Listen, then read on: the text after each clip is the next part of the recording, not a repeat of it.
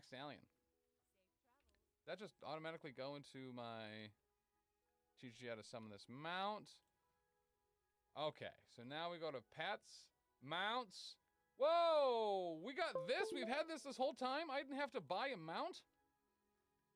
Wow, hell yeah. Everyone knows I'm dope. Everyone knows how dope I be. I've had a mount this whole time. I've had a mount this whole time. All compliant with that? According to Greek mythology, a man goes to a funeral and asks the widow, "Mind if I say a word?" She says, "Please do." The man clears this throat and says, "Bargain." The widow replies, "Thanks, that means a great deal."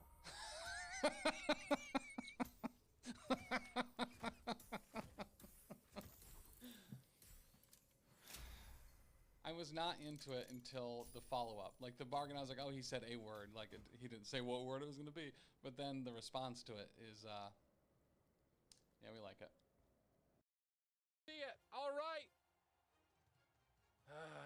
Let's spin the wheel now that I'm winning. Let's spin the wheel. Here we go. Financial advice, 401k loans. Oh, I hope you're excited. We're going to talk about taking loans from your 401k. All right. This is so stupid. Be sure to like hoot and holler at them as much as you did at us, because we don't really do anything. We just make sure that, you know, they have a place to show up to. And then we're going to stand up here and do all the stuff, because Kevin would never get up here. Not once. No. He's already upset that I mentioned him by name. Okay, and that rounds out our Mortal Crisis Protocol stuff, so let's move on to Star Wars X-Wing.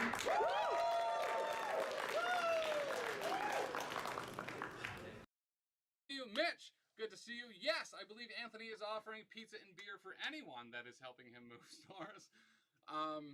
Ben, Ravensguard, guys, it's good to see you all. All right. And Mitch, yeah, we support you, Tim, just not in the ways you want. Accurate. That is this network as a whole. All right, Liam.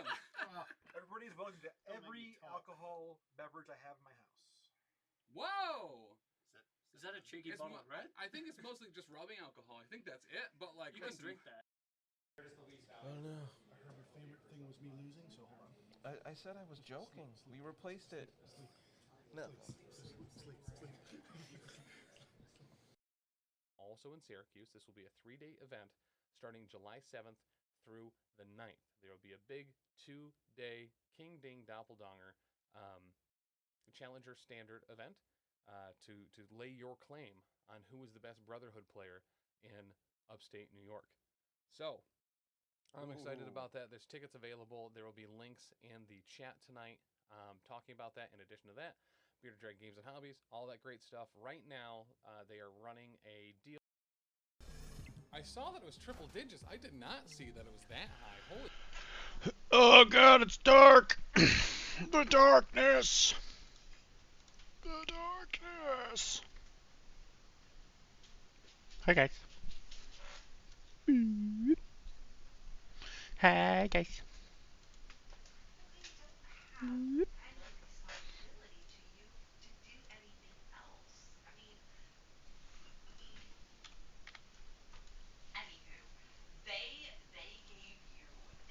Gotta do some marketing. Do some marketing. Meh. Marketing stuff.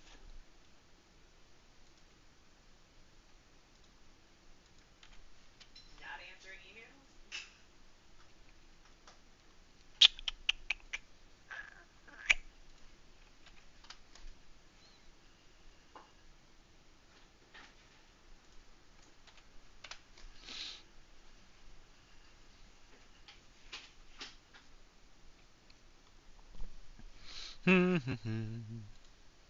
Hi guys. Hi Bubby. Welcome to the painting channel, Bubby.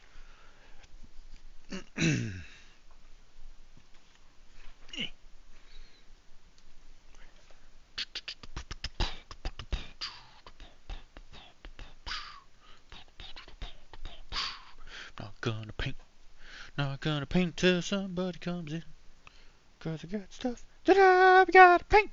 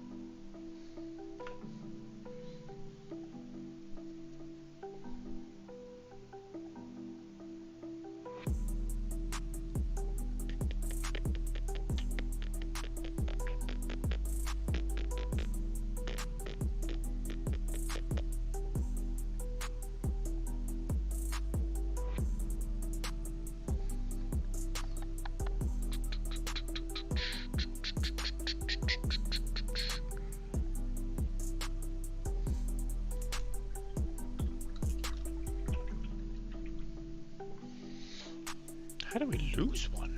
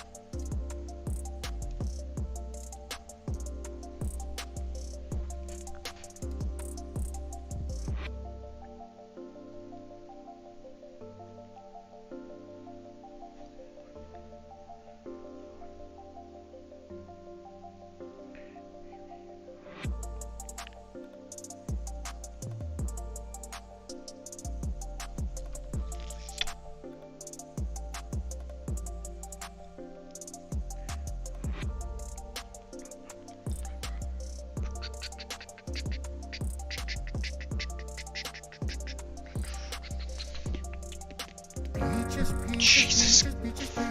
Sheesh. God. That scared. That scared the hell out of me. I was just in here by myself for like 5 minutes. That just scared the crap out of me. Sheesh. That was good. Good job, Josh. You got me real good on that one.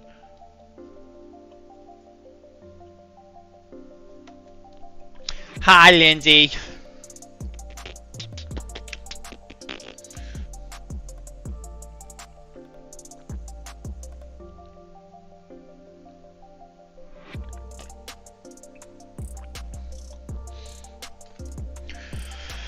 Hi, guys. I wasn't painting not this model, I swear. I swear, don't yell at me. Please. I'm so close to finishing this model, and I've been working on her on and off for like a week, and I'm just like, please, I just want to be done. I'm so close. I saw my moment. Nobody was here. I was like, oh, okay. I guess I'll work on this. How's it going, guys? Oh, we're getting viewers now. Oh, they're coming in now. Whee!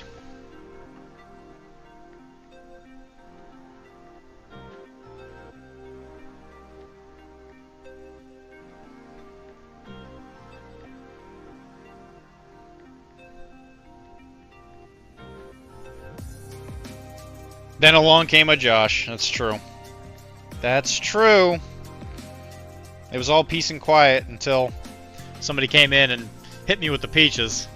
Peaches, peaches, peaches, peaches, peaches, peaches, peaches, peaches. Which, how topical is that? Poor Tenacious D. Long live the D.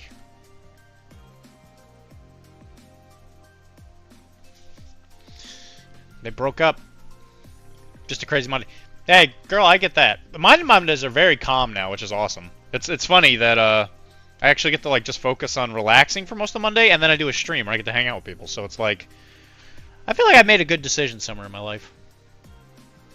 And Kara's looking at me weird. She's out there talking to her secret admirer, who lives in Sweden. In Sweden? People in Sweden actually exist.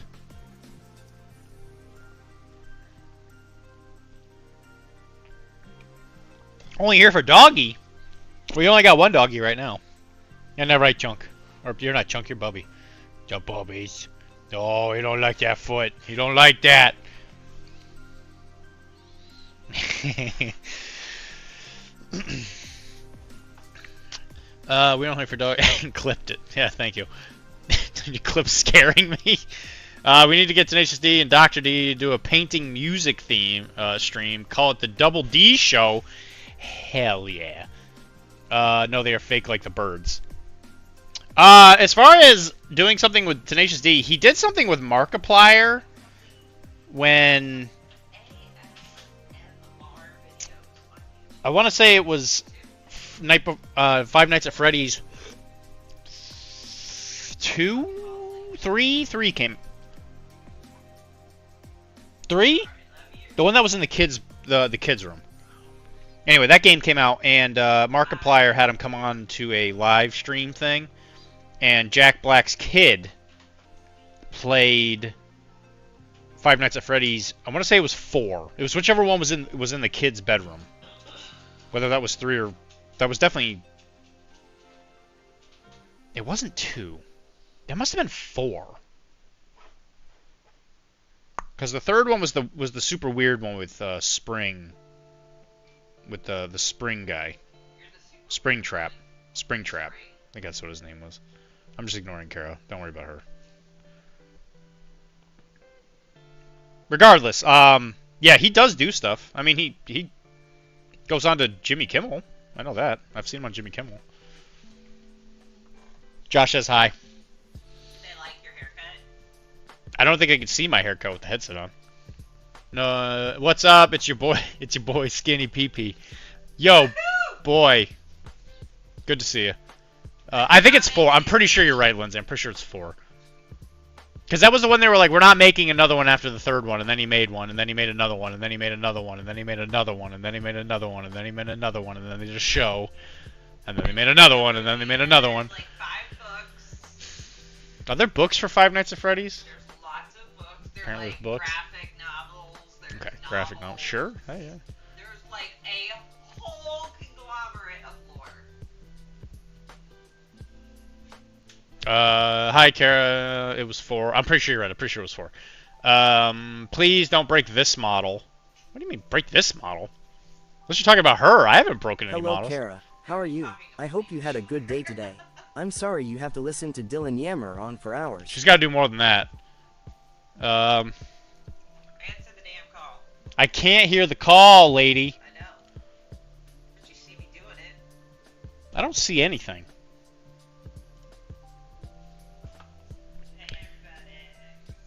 I'm big FNAF people, and another one's coming out. So many books. I'm like a really intense casual. Like I don't really care about it until like a new game comes out, and then I watch like Markiplier. I at least watch Markiplier play it. But I'm like casually interested. I think at a certain point they kind of lost their friggin' mind of like what was happening with that lore. Ryan says, "Hello, Kara. How are you? I hope you had a good day today. I'm sorry you have to listen to Dylan yammer on for hours." It's okay. I made life choices. I thought about them. I rethink about them regularly. And I'm still here. She couldn't afford to live by herself. How awesome was it to watch it with like 5 teens? That was always my favorite thing about those movies, was taking the kids to the movies. For what? She says she took Ryan and 5 of his friends to the movies. For what? Well, I'm assuming Wolverine and Deadpool. I would assume. Yeah. Isn't that what we're talking about? I've never played a single one. Security Breach is my favorite. Maybe I'll try to stream that one. Security Breach is actually a surprisingly good one. I think it's a little weird that the last save you can do is when you're about... Well, spoiler alert. When you're about to... I'm going to spoil it for anybody who hasn't played Security Breach. Close your ear holes for like the next 10 seconds. The fact that the last save you get is like right when you're leaving. Sorry, but all I heard was wrestling. Wrestling. Like when you're leaving. And like if you do get caught, you have to go all the way back to that, but there's like still like a crazy amount of gameplay you have to do. Like you have to go back and play phaser tag and or Gator or the Gators mini golf area or whatever. Like you have to go finish those in order to get all of the token things to just get one of the endings. But I really like Vanessa. What about Happy Hobbit? It's a 3 stream streak. Yeah, I know. I wanted you to say it for the stream. I'm asking, who is this? I took Ryan and 5 of his friends. I'm assuming you mean the FNAF movie, is what I think you're talking about, Lindsay. It was hilarious. I jump scared them a few times. Sorry, but all I heard was wrestling. Yeah, okay. Yeah, the FNAF movie. Actually surprised. I was actually kind of surprised, especially I think it was a Blumhouse movie, right? I was actually kind of shocked at how okay it was. I wish there was more animatronics. Like I wish there was more animatronic murder in it. But there's like not. There's really not that much. Like, it took up a lot of the technical. the budget. I'm sure it ate the budget. Yeah, for sure. But I mean, you have the animatronics, but they only like did one hunting spree thing. They didn't make as many references like to the original game that I thought they would. I liked it, but I saw a lot of opportunities for it to be even better. I'm hoping that, because they definitely like left some room for like a sequel, I guess. Because like, you know, Vanessa and all that stuff were like involved. And technically they could have like done more with the brother thing. Again, spoiler alert for a really bad Blumhouse movie that you'll probably never watch. Sorry, but all I heard was wrestling. I'm gonna just nap in my office chair listening to that sweet, sweet voice talk nerdy to me. Baby. Same, hoping the next one has more. Looks like a Christmas Freddy. Oh, sweet. That's cool. I had to go to work yesterday. I literally just had to sit there for 6 hours while some guys installed equipment. So I read the entire Malifaux rulebook and painted minis. That sounds sick. That sounds like a great day to me. What did they install? One of those like firewalls that made it so that you can't download PP pictures? I know those are all the rage these days. Bye, Kara. You guys made Kara mad. I'm telling.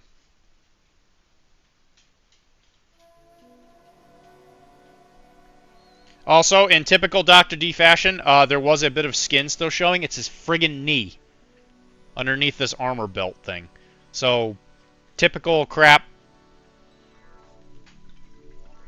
Why? Why is there so much stuff? Why is Dylan so stupid?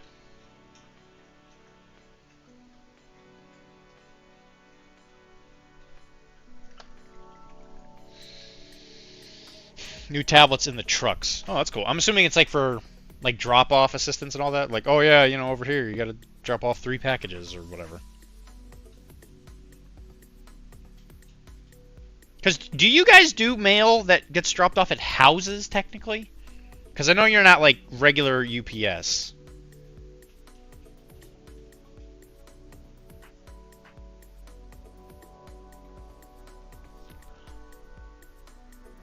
You should stream that game, by the way, Lindsay. You definitely should. I talked to Ben, and I think he said that he wanted to do Tuesday. Based on my current schedule, I don't think I can do anything before at least Thursday. I don't think I'll be able to do Thursday, but I might be able to do something Friday if you wanted to stream. So you have at least a couple days you could stream something if you would like. We only do freight, so it's large stuff, typically 150 pounds or more, right? Which I guess that doesn't preclude sending it to a house.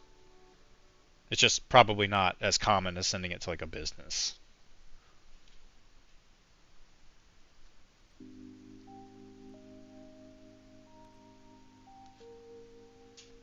You could say the things you drop off are large. Large package. His other friggin' knee is showing. You gotta be friggin' kidding me.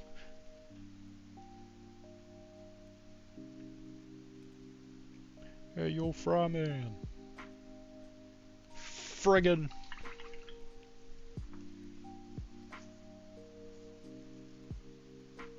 I'm always down. Sounds good to me. Cause you know, cause you know, crippled.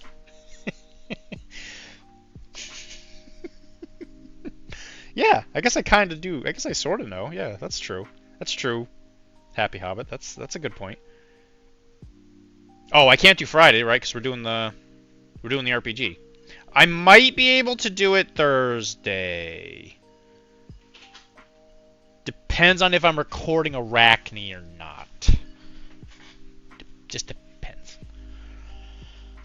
Yeah, just keep me posted. If you'd rather do it like Thursday or Friday, keep me posted.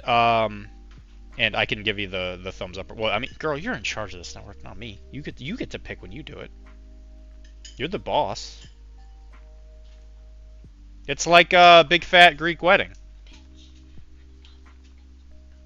The male is the head of the family, but the female, the male is, or yeah, the female is the neck, and the neck gets to control where the neck goes. and she can turn the head any way she wants. Good quote from Amanda. No, Yeah, I'm impressed. yeah. I really like that movie. Really like it. You like it? I did. There's a sequel that I don't think I've ever seen. There's two. There's 2 sequels? There's two. Why would they make Big Fat Greek Wedding 2 twice? Well, the third one, they take their daughter to college. I don't remember what the second one's about. I think just more people in the family get married or something. Oh, I think the parents renew their vows in the second one. It's so precious.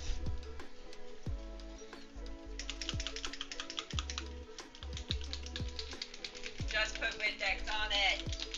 Just put Windex, Windex on it. Sounds good, Ella. I'm gonna try and do an early 2. Yeah. Girl, you just keep me posted. If I can do something, I will. You know I will.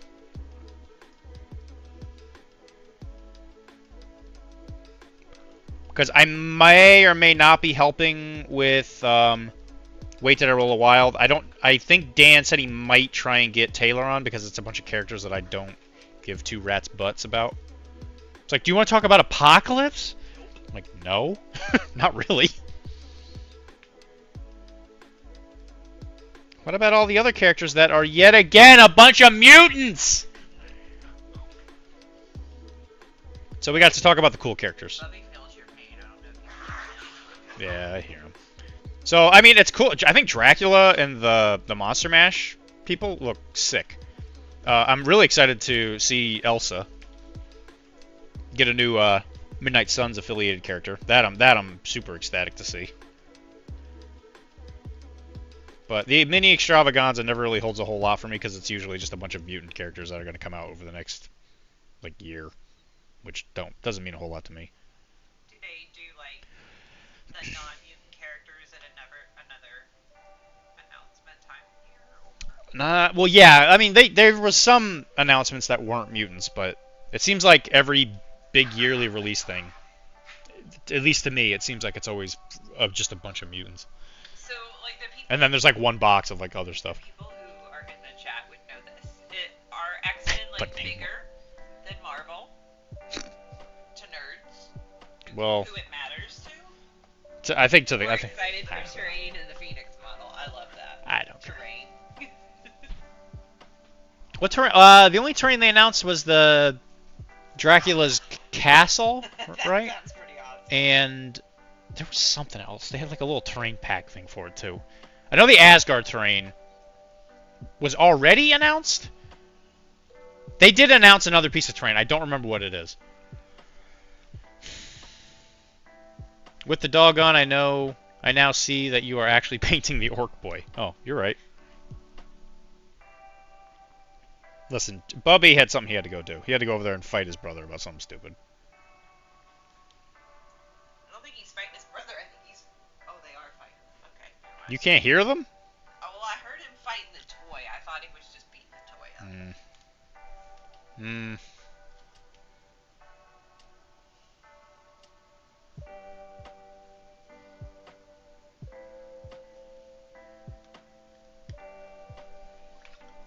Okay, fix the knees. But Namor! He's already been announced. Bunch of Apocalypse terrain and the new cards for the terrain rules. Oh, so it's just a card pack for the stuff that's already been out. Okay. I knew there was something involving the terrain. More excited for... Yeah, the Phoenix model does look cool. I guess Phoenix is sort of only half mutant, half cosmic entity thing.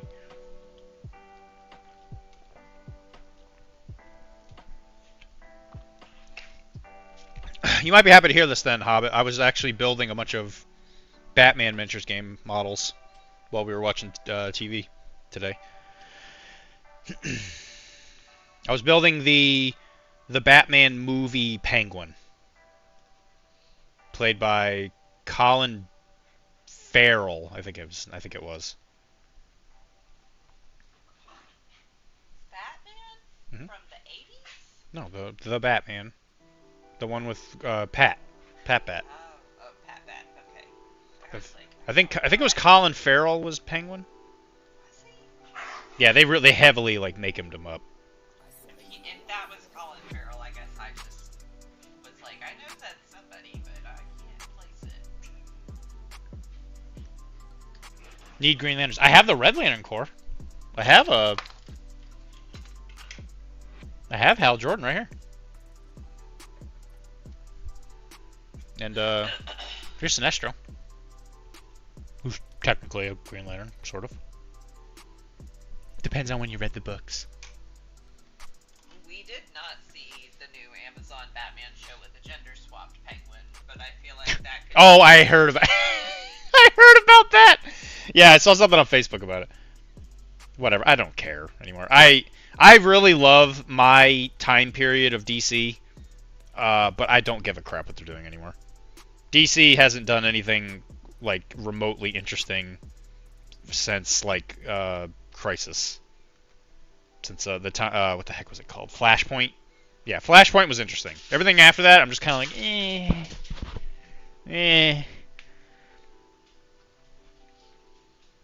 You like the Harley Quinn cartoon? Do you think you'll like the Kite Man cartoon? Oh, I know, I'll love it. I meant comic book wise, but yeah, I think the Harley. I like a lot of the stuff they've done with Harley. Amanda Connors and her husband Palomani were the creative team behind what kind of started the Harley Quinn revolution thing, right around when the New 52 was becoming a thing, and I'm a huge fan of those two. Huge. We actually have her pictures in our house. We have that's true. We have a lot, and by we I mean I have a lot of that comic book run of Harley, the one that kind of the cartoon is kind of based on in a lot of ways. There's a lot of characters that she made that popped up in that show. What? Is that one of them up there? That Rebirth? No, that's not her. That is, I think that might be the comic she worked on. Yeah. Connor's on there. Yeah, that comic is theirs. It's just that, but they didn't do that art. That was at a convention. I was like, I'll take this. So I'm a huge Harley Quinn fan. And I'm okay with that. And I'm also a big Power Girl fan, because that was actually one of the first comic book runs of theirs that I read. And they love putting Power Girl into stuff, because she's always like the fish out of water in a lot of ways. She's just like, I don't want to be involved with any of this.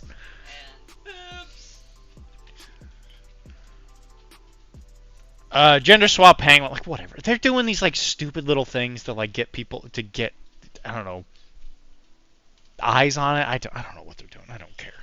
I don't care. I really love their take on the animated Long Halloween. I was a huge fan of that. I thought Hush was not good. Hush was one of my favorite comics of all time, and I thought the animated version of that was not good. I thought it was bad, actually. Aw, I'm sad to hear that, because I bought like all of those movies for you. Of all the villains, I know it's Scarecrow or Bane. There's already a female Bane. It's his like daughter or whatever. But the Venom only goes to like one of her arms or something like that. I forget her name. Scarecrow, yeah, female Scarecrow would be. It doesn't matter. That's the thing. It's like it's just like whatever. There is no Scarecrow except for Cillian Murphy. Get him, Bubby. Yeah, you get him, Bubby.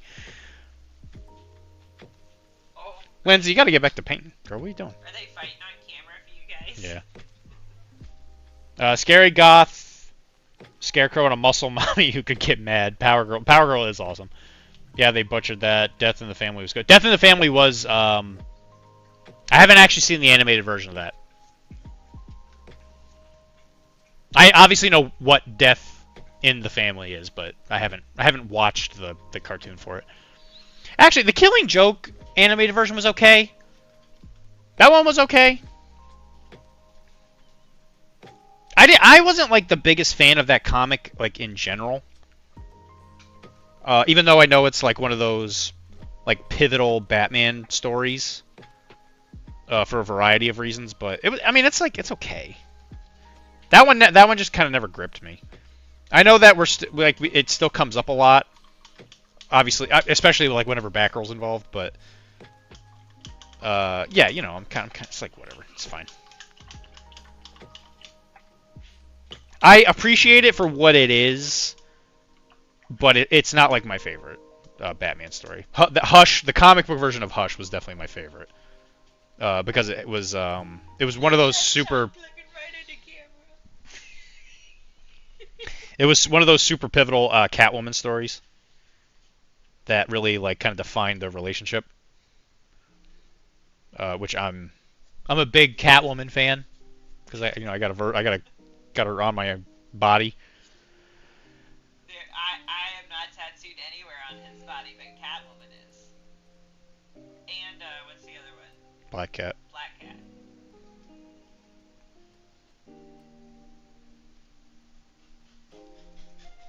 Yeah, I've reached the point in my life where I can be okay with the things that the like DC and Marvel have made, and just be happy with that.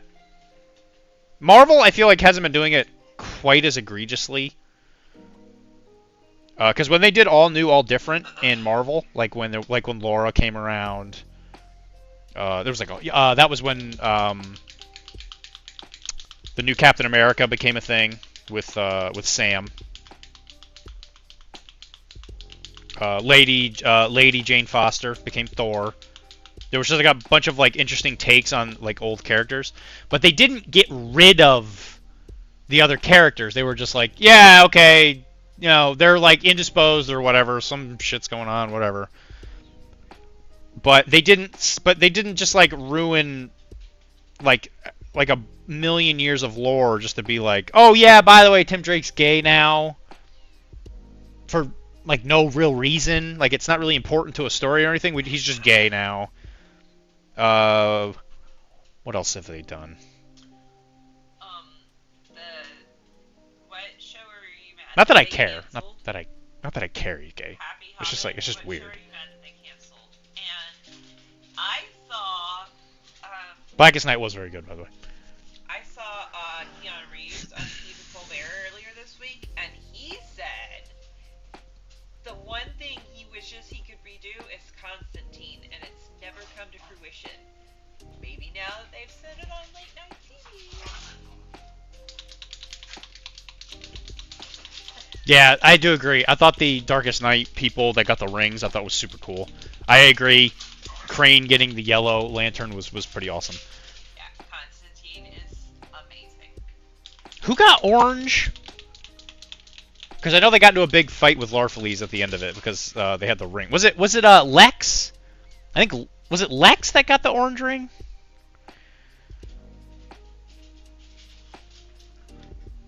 Because it was I think Bats got the green lantern, right?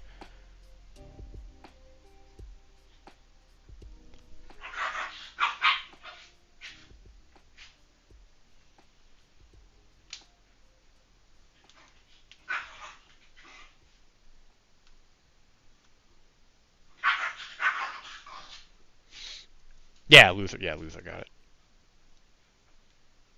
Because Batman got the green one. Wonder Woman got pink? I think it was Wonder Woman?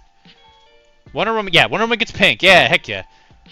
Ganthet, the Guardian, took green. Flash got... Yeah, that's right. Flash got the blue. Captain Adam got indigo. Yeah, that's right. Because technically... Because Batman wasn't dead, right? He was, like, sent through time or something? He had, like, some thing going on. Because I know that, Dick Grayson became Batman for a while. He was actually dead? Yeah, and Mira got red. That's right. Yeah, Mira was definitely a Red Lantern. Yeah, I've painted Atrocitus. I have a painted version of him if Kara wants to go get him. That's probably not a great idea tonight. I'll go get him in a second. But I have all the Red Lanterns, because a buddy of mine he's not in Atlanta anymore, but we were thinking about playing the DC miniatures game, which don't support Night at all, please. Please let that company die.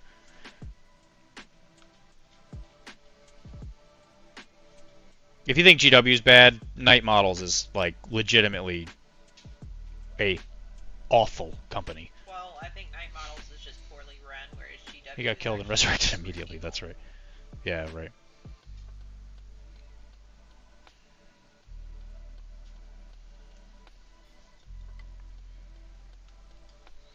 But I have a the Red Lantern Corps, which is I don't know their names. I don't know the Red Lanterns like by name, but I know there's Atrocitus. There's the angry-looking Pac-Man, Spider Lady. There's a Guy Gardner Red Lantern. There's a Kara, Supergirl. I think she goes by, she goes by Kara. Yeah. Karen is Power Girl. And Dexstar, which you can't have a Red Lantern without Dexstar. That'd be crazy. There was a time in my life when Smallville was something I would fall asleep to, and I'm not gonna lie, hearing Superman call out my name wasn't unlovely to sleep to. Bleeze. Yeah, that's her name. There's a comic store near me that has the full-size Yellow Lantern. You could just print it. Right? That'd be like cheaper. Just have it printed and spray paint it. Then you can have any lantern you want.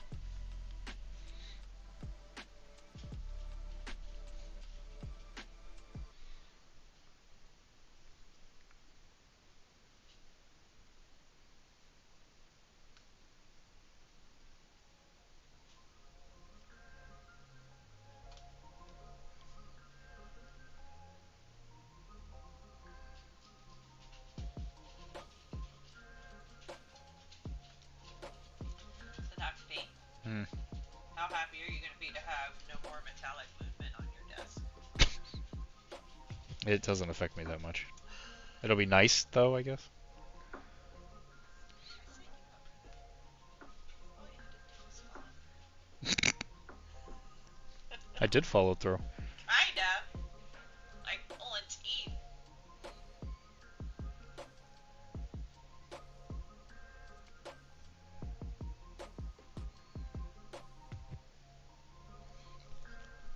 You could have. There's a lot of other leads you could have done. Like, hey, Dr. D, now that Gen Con's coming, how excited are you to buy more stupid toys? Right, Dr.D, now that Gen Con's coming, how much do you think you're gonna spend on models for me? For you, I think it's majority of it's for you. I know, right? Because there's going to be a Lord Chompy Bits that's 3 teddies and a trench coat. Hopefully the Barely Theirs are coming out again. What are you boys doing? And stuff barely theirs. Well, we have one. Yeah, only one. There's two. We have to get both. Oh, we have to get both. Okay. You heard her, ladies and gentlemen. I was about to make a huge mistake. I seem to have hijacked the conversation. You don't have to apologize. If we didn't want to talk about it, Hobbit, we would have just ignored you. Right? We'd have been like, forget that. You don't have a PLA printer, just resin. I don't think, honestly, even if you were to like get somebody to print it for you, I mean, you could probably do that in the Go to Fiverr. PCN. Yeah, or whatever, Fiverr, or whatever. Even just in PCN, you probably just ask somebody to print you one and just pay for it. It's like probably cost them like $50 at most. Is it safe now? Safe from what? No, it was a trap to draw you back in. Wahahaha. Sorry, that was cheesy. It wasn't Gouda. I jacked it up. It'll be brief. It'll be brief.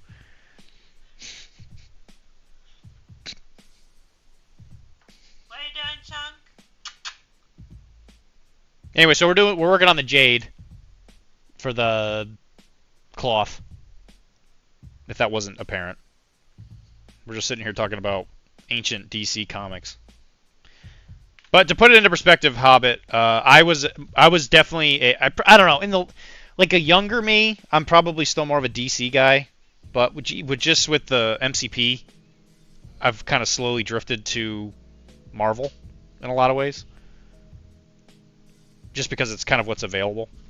I think if the DC miniatures games weren't so heavily polluted with night models, I probably would play those a lot more. Like Diablo, Mr. Wilmar here. Me and him play the Batman game every once in a while. It feels like we play it like once every 6 months, and it's fun. It's like not a bad game. It's just mired with issues because it's run by a company that doesn't deserve to exist.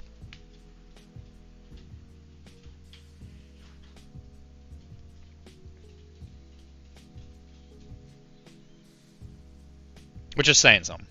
Because I don't even think GW doesn't deserve to exist. Night Models is like legitimately lecherously evil. Just due to their own friggin' incompetence. Hashtag not a sponsor. We have to schedule our annual Batman game. We do. Now that would be a game to stream. Like stream that game on here. I'll bring Pat Bat. You bring John Tommy Freeze. What a game. What a game for the centuries.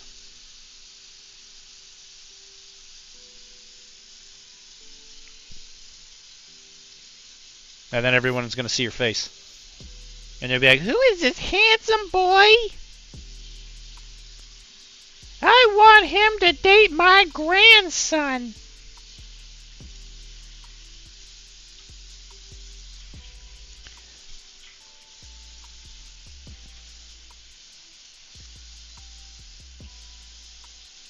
I'm not gonna lie, Wilmar, after we stopped hanging out last night, I stayed up way too late watching Aqua Teen Hunger Force.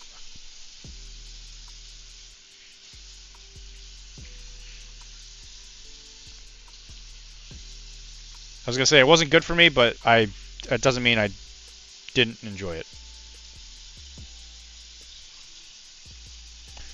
You should be ashamed of yourself. I should, but I'm not. I'm ashamed of you for you. At least somebody is. But Wilmar is too. Wilmar, are you ashamed of me? Are you ashamed of me, baby? Baby? Did I do you wrong, baby?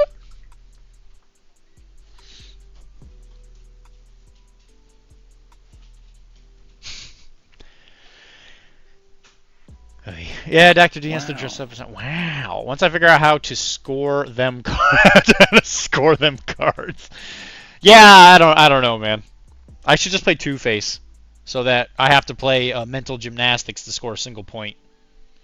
I watch y'all play from the closet, dressed as Superman. You never stay up late with me. I'm so alone, all by myself. Well, there's a big issue. Is most of the time I'm just... I don't even know. Yeah, most of the time I'm just like painting in the quiet. Because I just want a few seconds to myself.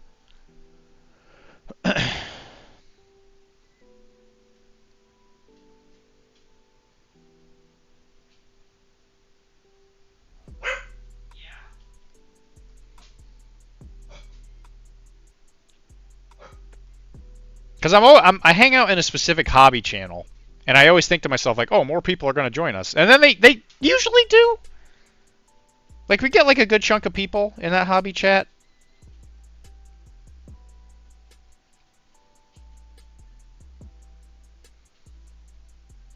But it usually always just ends with me and Wilmar staying up until like 1 o'clock in the morning, which I got to stop doing.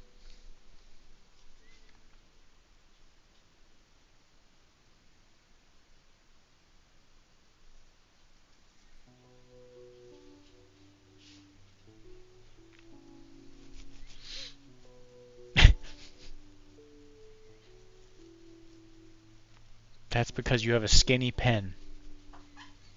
I do? Oh, you're talking about the Hebrew hammer. The truth is irrelevant. That's true. You did say that. How are you going to defend yourself from that one, Rob? got yourself in quite the pickle.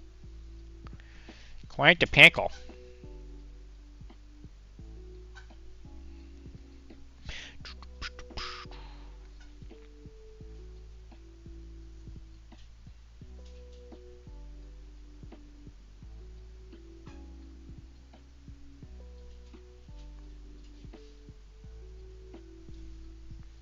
I did not get nearly as much writing done this weekend as that I wanted to.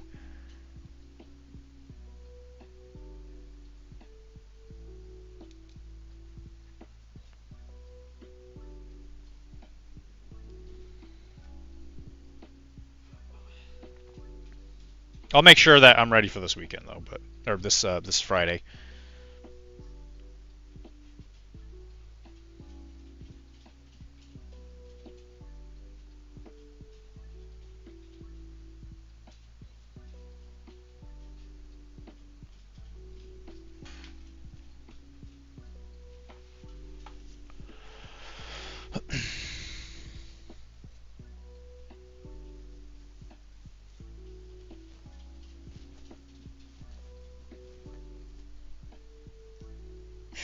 Yeah, how was your meeting this morning, Wilmar?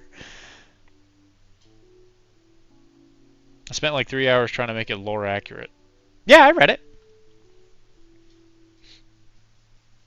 Yeah, your guy sounds like he's like a friggin' walking zombie.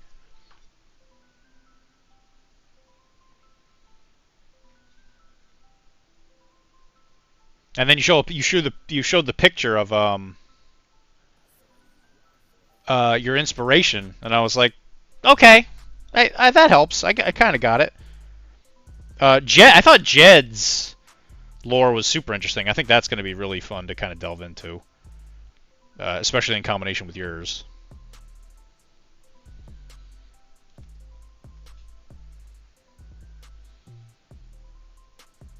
But yeah, I did read it.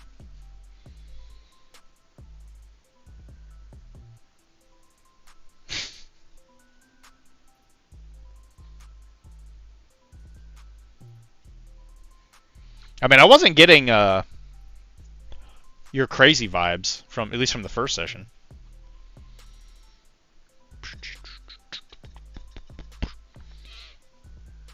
Okay. What do we even do next? My goodness. All right, so I guess we're gonna do leather. So we're gonna do the leather undercoat for the chainmail. We're gonna do this like in a leather color. Probably do the same color with the boots and the straps. I just don't know what a lot of this stuff even is. Like I guess we'll do the same color for this. Start from like a dark brown, work up to a scrag brown. Actually, no, we'll do a different brown because we're gonna do all the leather straps with the scrag brown method.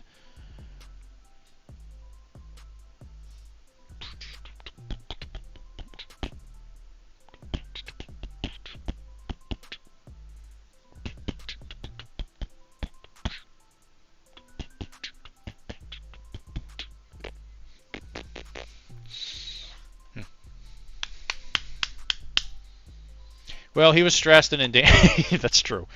He was.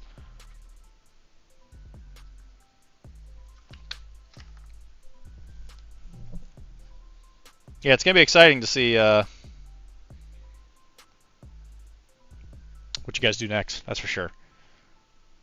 Because like right now, I have the idea of like what's gonna happen in my head. The hard part is like just trying to tie in the 4 individualized. Did I forget another part of his friggin' skin? I did. I hate myself.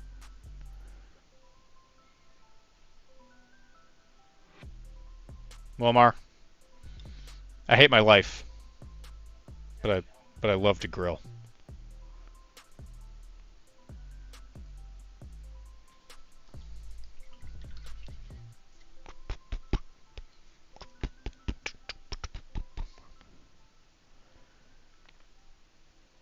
Can I ask you something?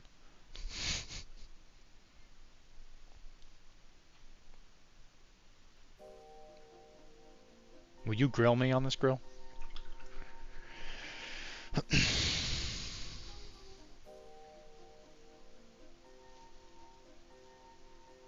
Someday in the distant future, I'll greatly look forward to an Into the Breach campaign. You don't have to wait long, honestly. We've got two episodes recorded. Honestly, the person you want to harass about that would be Hobbit, not me. Whose measuring tape did I borrow? I don't think it was mine. I think I still have both of mine. Josh, in regards to the tape measure.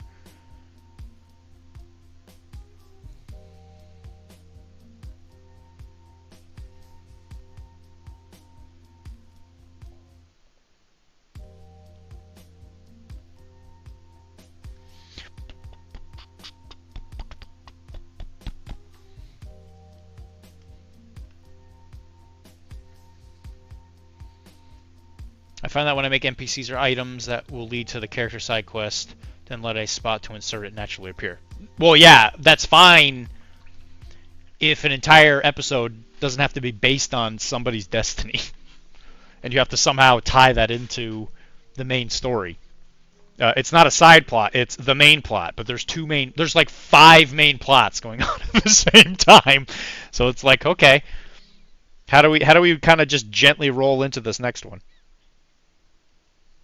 I have a semblance of how I'm gonna do it. It's just a process of me trying to get a good weave between them all. Yours being the first one is there's a reason.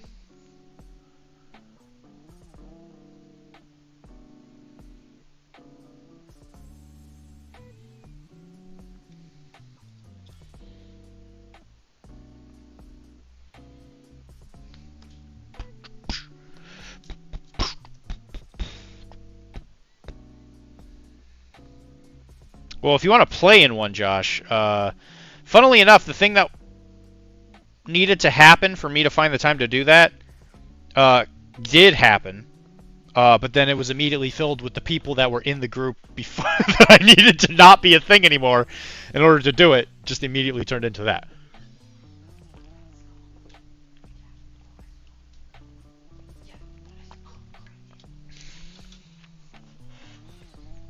You know what they were if they were shooting up the base.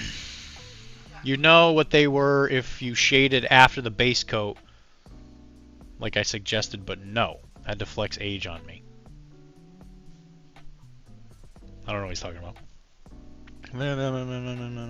After we get through the next 2, we should be padded enough for me to start editing and publishing. Heir to Pride was a good learning experience. Yep. Maybe you and I should do the DM, the GM show I pitched Dan. Oh, I see. BDE is is a problem now. Did I say problem? I don't think I said... If I said problem, I didn't mean to say problem. But yes.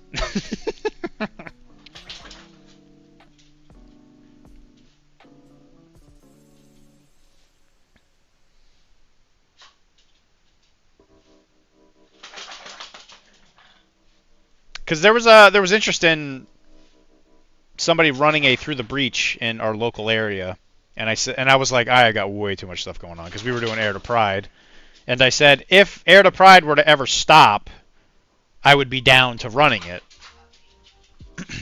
The funny thing is Heir to Pride did stop, but it was because I was willing to, help you out, which just turned into the thing that would have been replacing it anyway. Josh just, we already had a full group.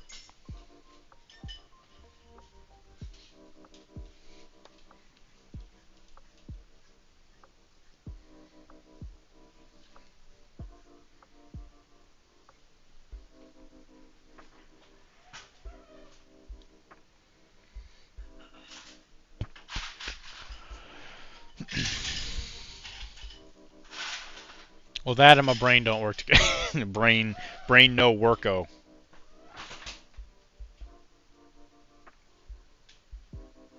I'm pulling out the Spanish again, Wilmer.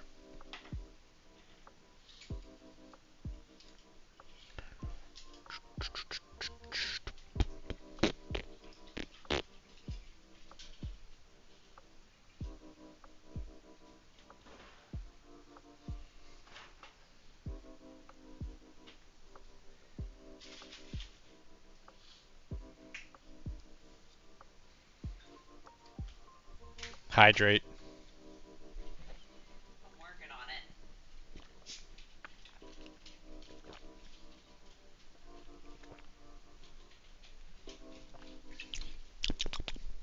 Delicious. Maybe keep that Spanish under wraps.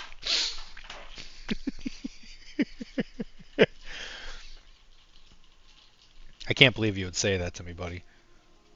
How could you say that?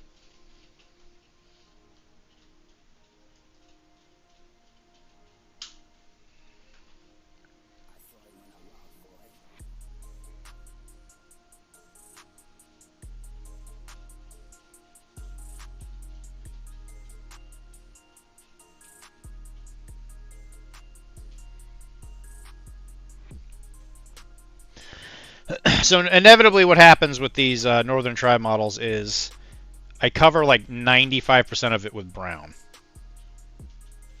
Just because everything is leather.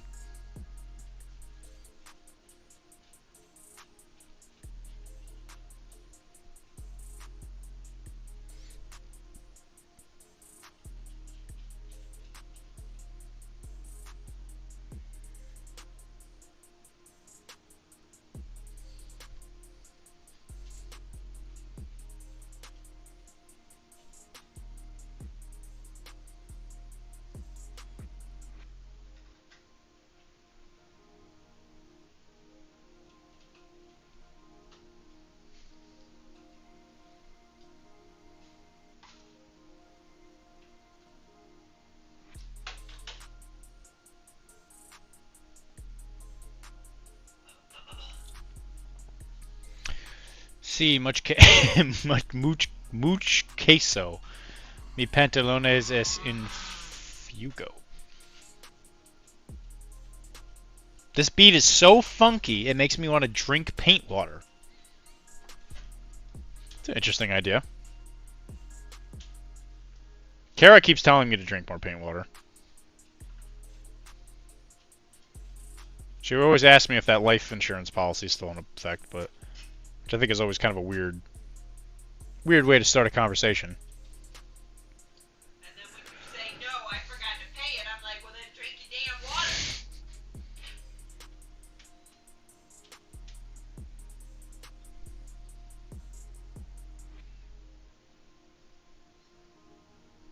Hi, Bubby. Did he take her spot?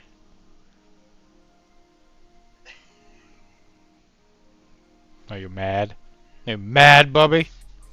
Are you mad? Are you a mad, Bubby? You mad?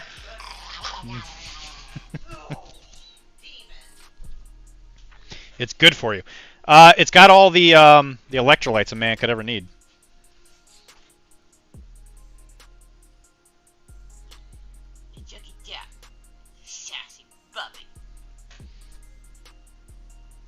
Look how angry he gets when he gets pet.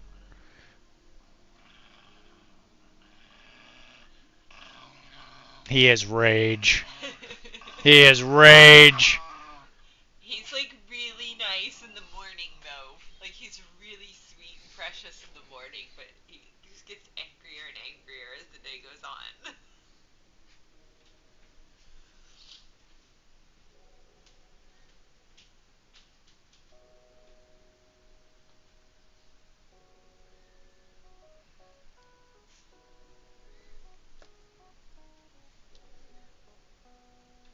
You leave my smooth chest out of this.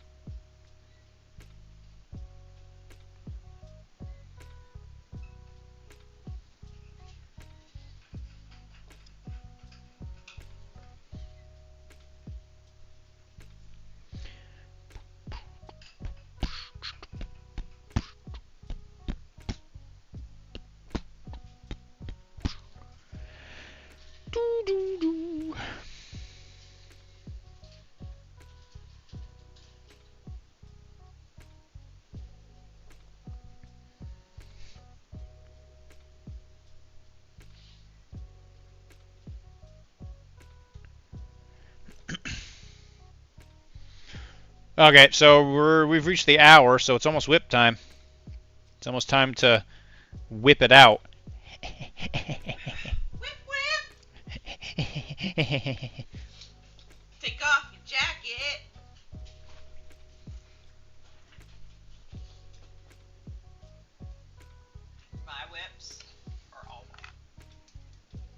I see that. Well, you need to put pictures on the whip channel. How I whip. On a camera that can't pick up white. I thought his little screen came out better than the first guy's. I wasn't pleased with his stars. They were too thick. Big stars in the visor there. Too chunky. The chunk. So she was working on her astronauts. Are these the repainted? No, these look done. Fresh. Yeah, fresh. These are the repainted. So these are astronauts from Lunar. Hold up, before I do that, let me post the. Because I just saw Sebi ask what I'm talking about. So Sebi, we do a painting whip channel In progress. that we do for everybody that's watching. We will go through what you guys are painting because I think it's fun. Use that second link. Oh, I can just pin it. Sheesh! Manually unpin or end of stream. Okay. Oh, I didn't know I could do that. Sheesh! That's great. Okay. Awesome. Woohoo! So if you go there, there is a whip channel where you may post stuff you've been working on the stream or before or whatever. We're pretty up to speed. Somebody posted, yeah, Nuds. Nuds is not here. He posted some stuff in the channel. I'll just tell him that we're doing it.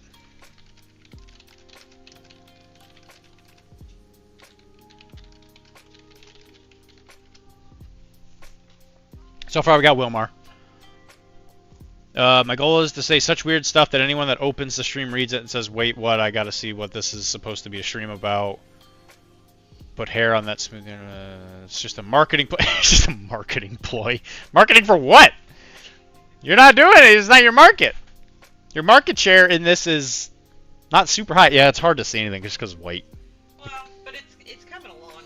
So this used to be like. The metallics are covering well, which is really all I wanted to show. This was like a turquoisey metallic color and before. Yeah, and pink. And yellow. The box was yellow. And the box was yellow, so she repainted it with all the white. And Pro Acryl, as incredible as it is, managed to cover it all. 2 thin coats. I think it took more than 2. 2 thick coats. 2 very thick coats, yeah. I like my paint thick. Very saturated. Alright, so we'll give it a little time. I see stuff going up. Oh yeah, hello. That's our artist. That's Sebi. I had a dragonfly land on me. He's the guy that does the stickers. I love the stickers.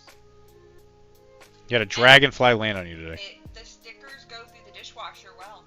Yeah, that's something you could put on your future Not thing. amazingly, but better than I thought they would for a first run. For some reason, she's talking without a headset on, even though we set that up. She was saying that it goes through the dishwasher well. So you got at least a couple trips through the dishwasher with those stickers, Sebi. Yep.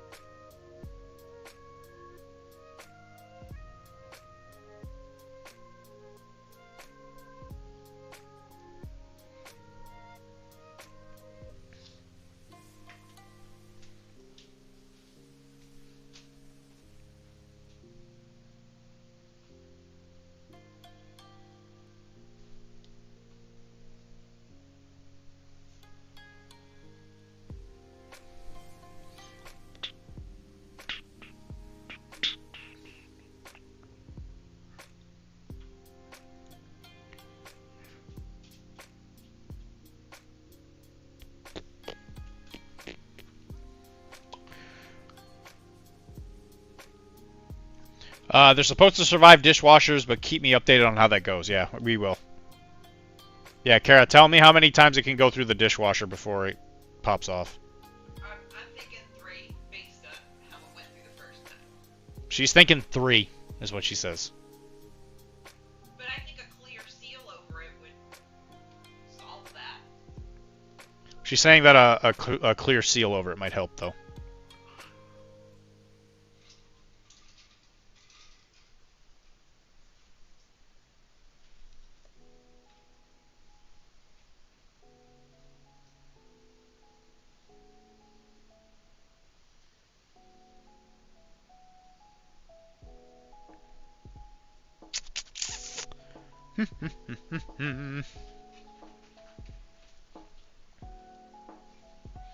If at any point you guys are tired of me painting brown, just tell me, and I'll actually paint something else. I really like this model, but this isn't the most exciting paint in the world.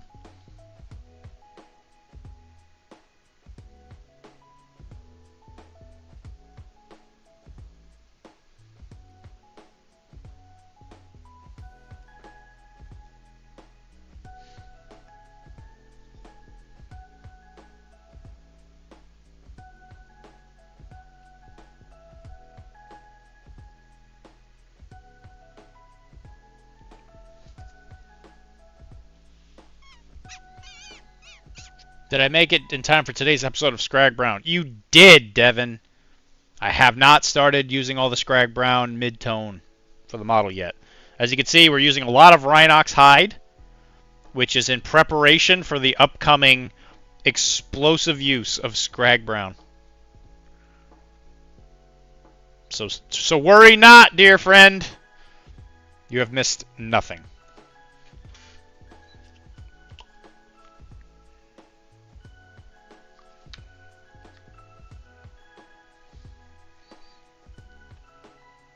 And you're laughing now, but you just wait. You just wait, buddy. You're going to be at your local GW store playing... What is Devin going to play? Devin's going to be playing... Probably... He's going to be playing Blood Bowl at the local GW store. And they're going to say, alright, Devino... Can't leave until you buy something, and then they're going to hold out a 9mm, right? They're going to point it right at your face, and say you got to buy something, or you're not allowed to leave. And you're going to go over there, and you're going to be like, I don't want to buy a model, but I'm going to see that. You see that Scrag Brown, and then it's going to be love at first sight.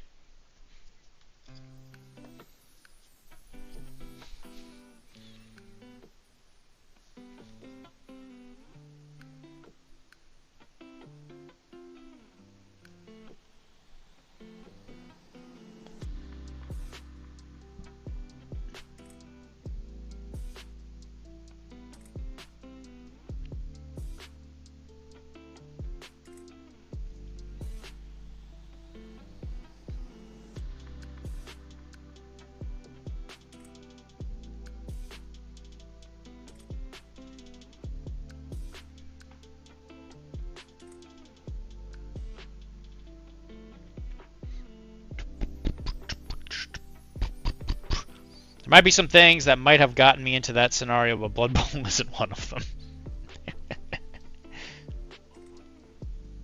Alright guys, I'm going to do about one more minute before we do whip. So if you got something you've been working on, put it in the channel.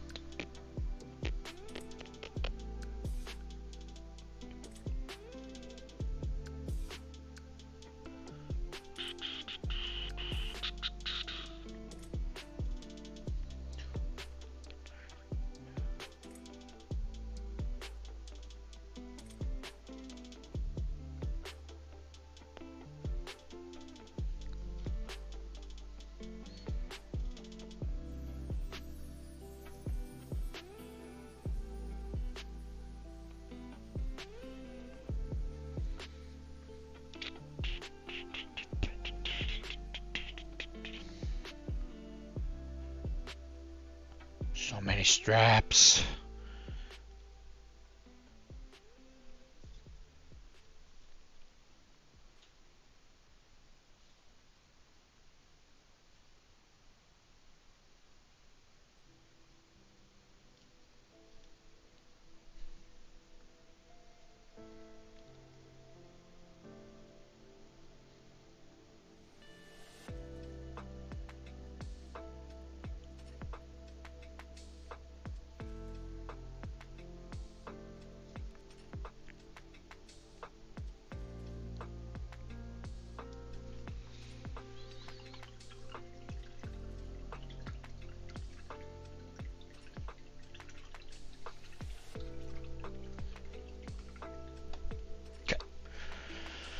Okay, alright.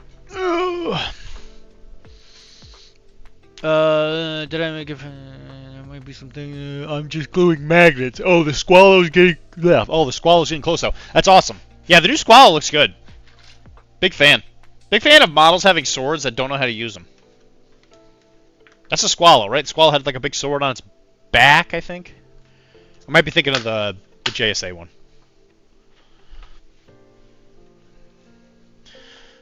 Ah!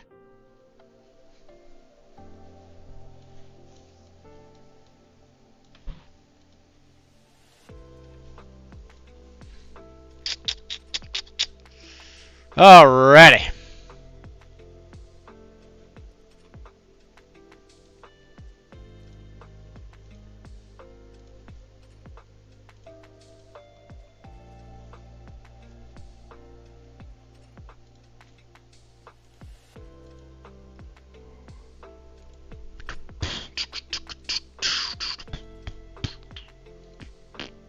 Ooh, doggo.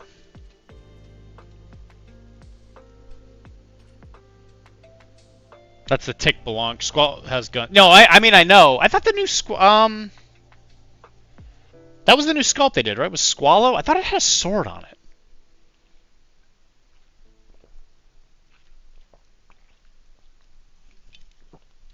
If it doesn't, whatever. I'm wrong. I did it. Okay, so this is Nuds. He's also been working on a Cascuda. Or, not a Cascuda. Maximus.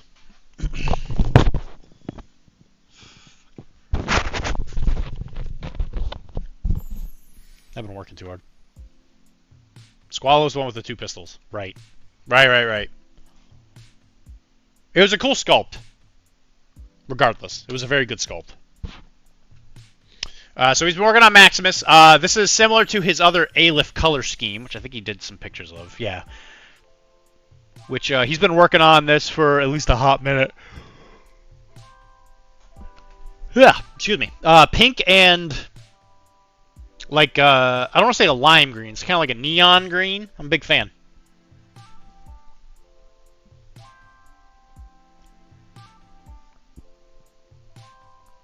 There's a local where if you start talking about multi-pistols on tags, he gets upset because the cutter doesn't have a pistol. And he's like, it's not fair! It's not fair that the cutter doesn't have a pistol! Why does it only have a multi-HMG? I was like, because it has camo and min 6? They gotta balance it somehow? He's like, no, it's too many points! Like, okay. But anyway, yeah, it looks really good. Devin, another local, who's in this chat right now. He's been working on his.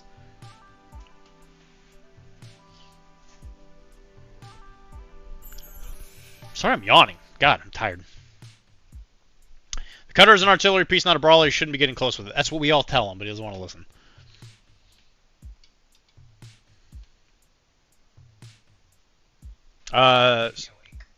Thanks.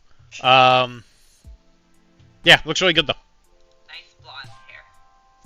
Looks good with the rest of the army, which it looks like he's got a couple divas.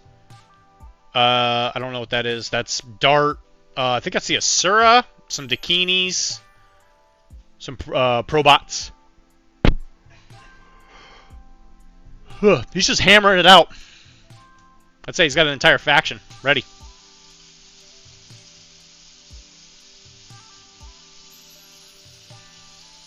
Aren't the Squallers the only tag with pistols to begin with?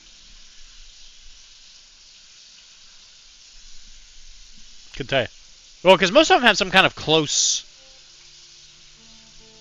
Yeah. Well, yeah. I don't listen. I'm not saying it's true or fair or whatever. I'm just telling you what he's saying. Looks good though.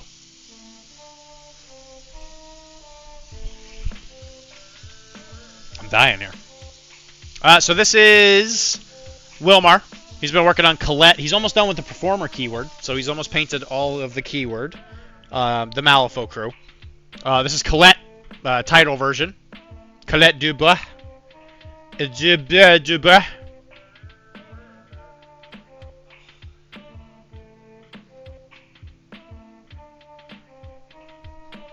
I think the cutter's fine. The cutter's good. It's expensive. But I don't see very many people complain about the cutter.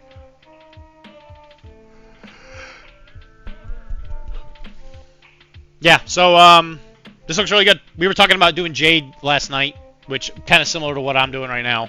I think it looks really good because it's based off of the art for Colette.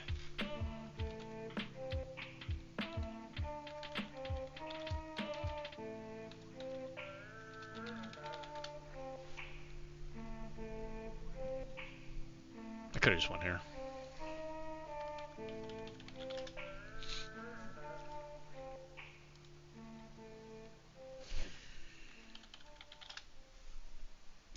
I'm not spelling it correctly, clearly.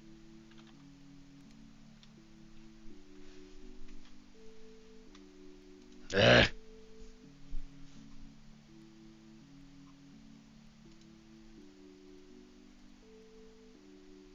Yeah, this one.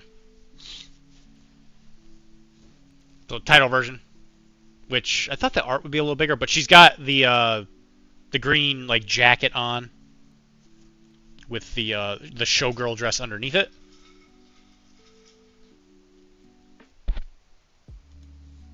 But he's going for very similar to the standard art version of it.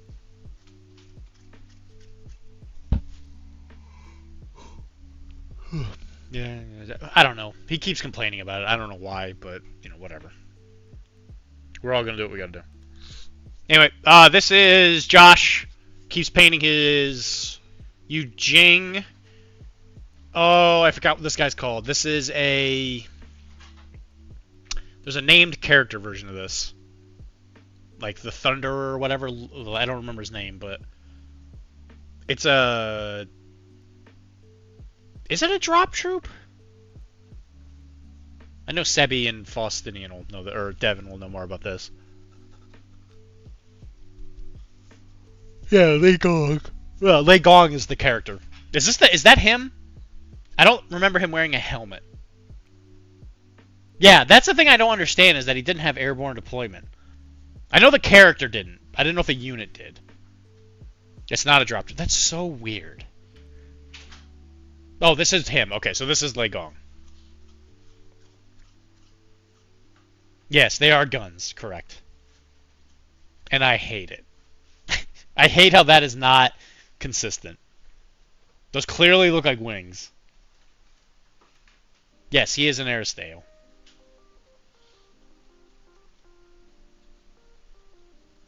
Yeah. I get it. He's from Aristea. Whatever. But it's his usual yellow paint scheme with the purple. It's very strange. Yeah, it's a really weird profile. He's, like, obnoxiously expensive, too. For what he does, which is not a lot. Yeah, he's a weird one. He's a weird profile. Cool way of painting it, though. This is... what are they called? I have an art card for him right here, I think. It's something with a Z, isn't it? No, it's not the High Dow. It's like a Z. I don't remember what they're called. I despise it. Zensha. I was gonna say something similar to that. That's the camo guy. This is another Lei Gong? That's the same one. Oh, okay. Oh, that is his face right there. Okay, that's not a part of the helmet. Got it. And then this is another character. This is from Defiance? Yeah. Yeah, I remember that one. Didn't remember his name, but...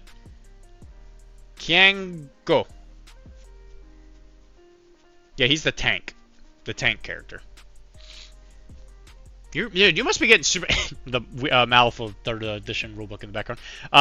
You must be getting really close to finishing up your Yu Jing, which I remember you saying earlier you were getting close. He's in White Banner. Got it. Everybody... Dude, White Banner is just vanilla Yu Jing. Be a man and admit it. And this is Sebi, the beloved future artist of Arachne, hopefully. This is a Devil Dog for U.S. Ariadne. One of my favorite profiles in the faction. I wish they'd make it better, but it is a giant doggy. I really wish they would get rid of the tax on the Antipode dog assistant thing. I really hate having to cart that thing around for 9 points. But whatever. Everybody's always like, it's so useful. Yeah, if you say so. I love the camo. Camo looks great. And being able to differentiate between all the greens, that's a phenomenal paint job. Yeah, I'd be really happy with this. Yeah, Dan, we get it. He's got sensor. Whatever. I know. I've heard all the arguments. Everybody's like, oh my god, it's got sensor on it, it's got dodge +3, and it's never done anything for me once. I put a heavy shotgun template down, they either dodge it or survive the hit, and then I get crit on the ARO, and then he dies. It's happened more than once. It's very annoying. I went to Adepticon. I put down a heavy shotgun template on 5 models. All of them being either armor 0 or 1. And all of them survived the hit. Burst 2, by the way.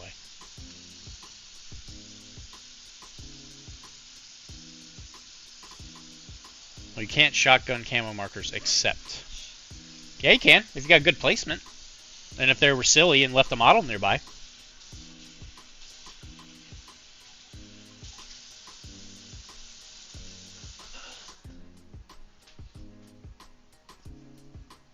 Yeah, just sacrifice it, yeah. Sure. Yeah, but that's you shotgunning the visible target. Well, you know what? Maybe in this made-up situation, I'm a better player. Which will never actually happen in real life. By the way, the new Colette model is just... incredible. Because this is the old one. She's come a long way.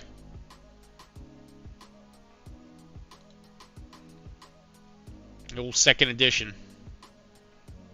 Oh no, this is 1st edition. This is 1st edition Colette. This is 2nd edition. Look at that. That guy painted fishnets. Sheesh.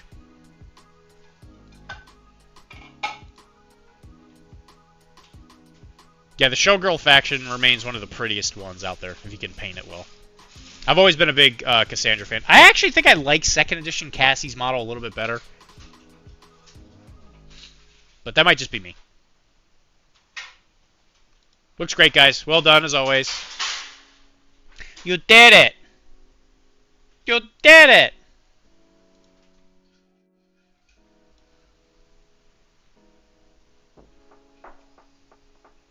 I have 27 done and 30 with some level of paint. Yeah, dude, you're getting so close. That's amazing. To have an entire faction painted, even at that level. Oh, hold on. We had another entry. I don't want to skip this.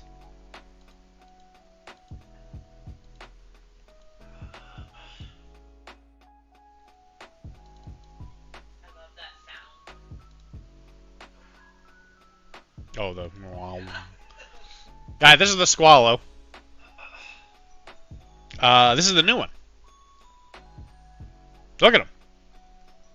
He looks so badass. The red looks phenomenal on that blue. That's a really, really good job. Good job, Devin. Got a little light there. A little light zenithal.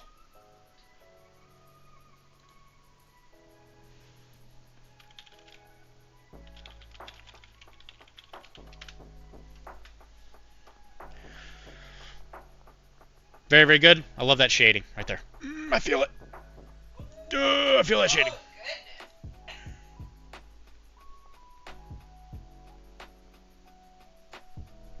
I love shading. I love it! It looks like you shaded it with like a dark brown with a little bit of red in it.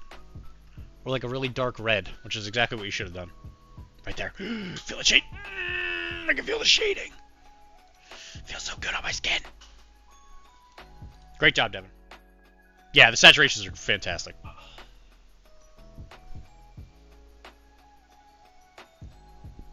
Sensor lets you run up and discover an AoE before moving around a corner and templating them. It does. That's true. You know how many times that's been helpful? Never. To me. You beat me in all but one game, so... Alright, Josh, listen. Let's have a man-to-man talk here, okay? You looking at me? You looking? You looking at me? It's going to be worse in Malifaux.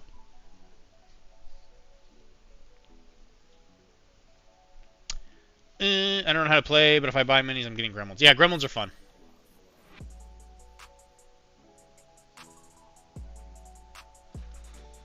Since Dr. D wouldn't let me play one in our show. Yeah, wouldn't let you play one. I think if a gremlin was walking around the city, they would, like, probably beat it to death. And then potentially try to eat it. Because they don't know what it is. Like, I've heard of you in... like a legend. I know there are some gremlins that like travel around and do stuff in the city. It's not common. Gremlins are like consistently a problem. We will do Bayou games at some point though. So everybody will be playing a gremlin for that. It's essentially like the Hillbilly Olympics. It's fantastic. I was in that one once. I actually got to play in that one. It was really good. Sorry, I didn't mean to sidetrack you. Gorgeous saturation, thank you. I really like the NC scheme. That's where I'm using the sky. It's a mix of dark plum and Payne's gray. Yeah, look at that. Sob. Dylan hates gremlins. I don't hate gremlins. Let's just say when I was playing a lot, I played against gremlins a lot. Like a lot. And they were infuriating to play against because he was playing what would now be called Kin, which is Ophelia. And I used to play Ortegas a lot. And the Kin, the Ophelia people, were essentially the Ortegas, but better. Even though they were supposed to be like the copycats. So they were the copycats, but they were better.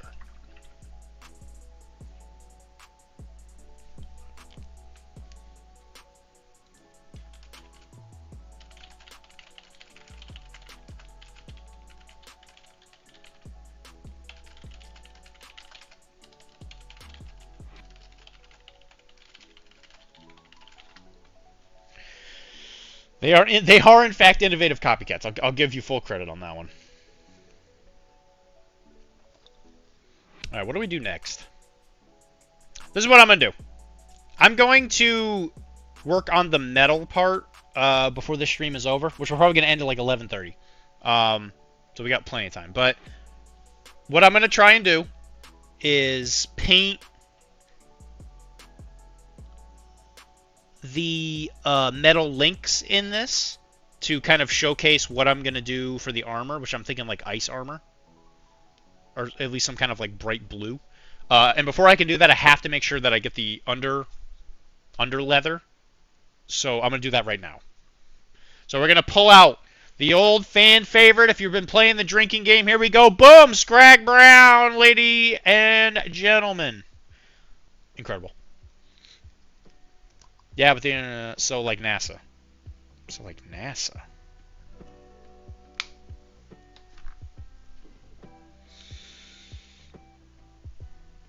I don't get that one.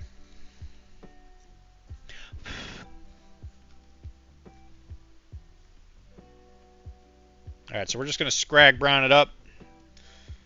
There's going to be a lot of Scrag Brown on this model. There's no way we're going to be able to finish it all today. So I'm just going to Scrag up the under thing, like I was just saying.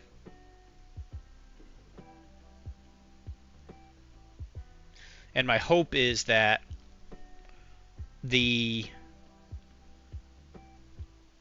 brown will look really good against the bright blues that we're about to do.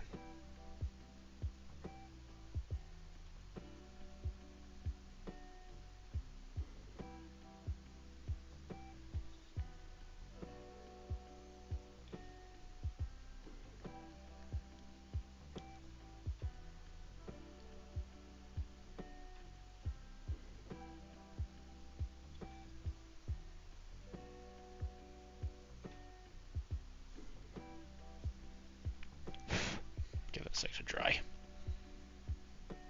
NASA copied and innovated from the Soviets, Sputniks, and so on. Well, yeah. I mean, they copied a bunch of stuff from us, too. I mean, it's not like that's a one-sided road.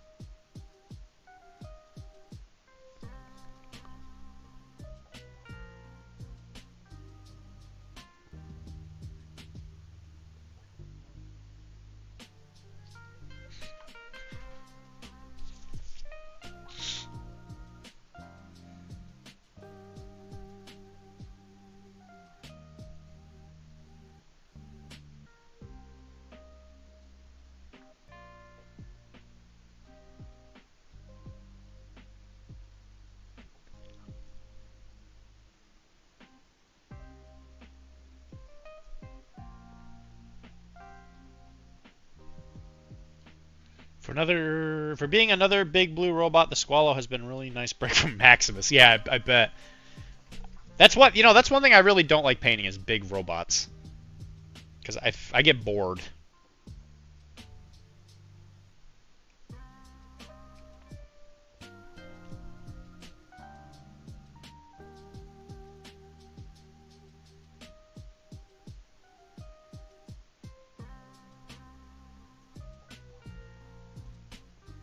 And I noticed that when I get bored of painting something, it turns into quite the slog.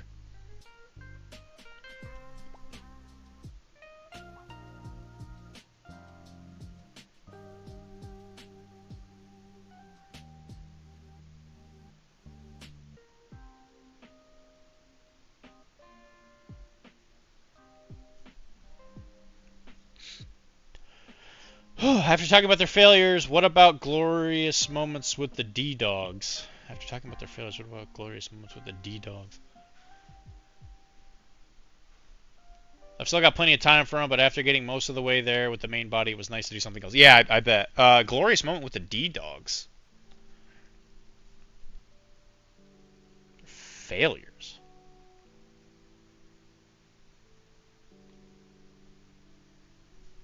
What failures are we talking about here? Oh, Devil Dogs. Oh, that's what you mean. Alright,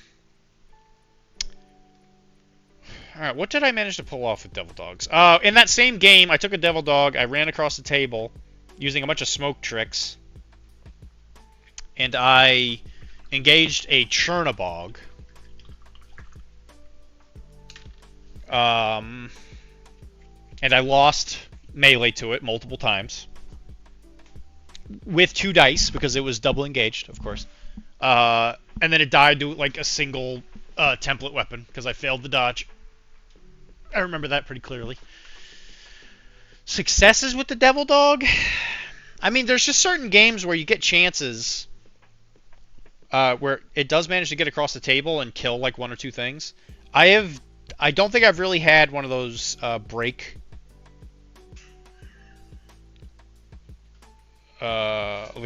break the norm type moments where he's managed to get across the table and just killed everything. I don't think I've had one of those yet. I always liked having 2 of them just because the access to pretty reliable smoke was good. Just because you're usually going to be hitting them on 19s. But I can truthfully say the shotgun was good at taking out some opportunistic targets. Nothing that was ever like, oh, I won the game because of that. Yeah, my luck with US Ariadna was never very good. Like, I would have these, like, good setups and stuff, and then I would have situations like that where I would get 2 damage 15s on a model, and they would just pass both of the armor saves. And I'm like, okay, I actually don't know what I'm supposed to do. So by the time I was done with them at Adepticon, I was pretty tired of them. Like, I couldn't do it anymore, so I just went back to 012. It's a really fun profile. I wish that US Ariadna would get maybe a bit of an up, like a facelift. They need, in my opinion, it'd be cool if they got some T2. Other than the knife from Unknown Ranger. Like, I would love some more opportunities like that. I adore the Mavericks. They are a fantastic attack piece. Mavericks, 100% one of the best things in there. Desperados, fantastic. I think one of the big issues with Devil Dogs is that they have to compete against the Desperado profile. Just because they're both fast. Obviously, with the bike, you can't jump. But Desperados are pretty insane for what you pay. They do have a T2 sniper. That's true on the Blackjack. That's right. I forgot about that.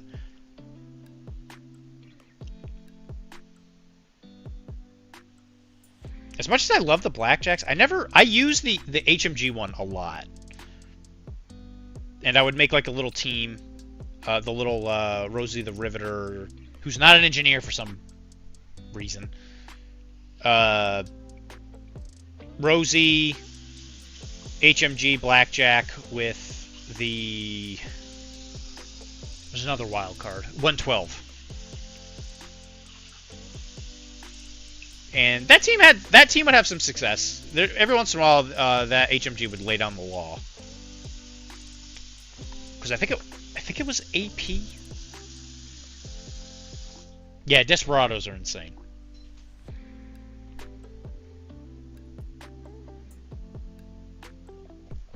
Yeah, I would be excited to see US Ariadna get a little bit of just a bump.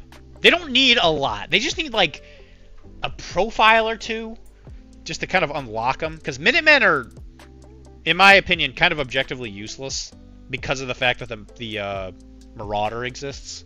If the Marauder didn't exist, I think the Minutemen might get a little bit, at least get looked at. But the only profile you'll ever see Minuteman-wise is the AP HMG? The AP HMG NCO profile, I think is what it is.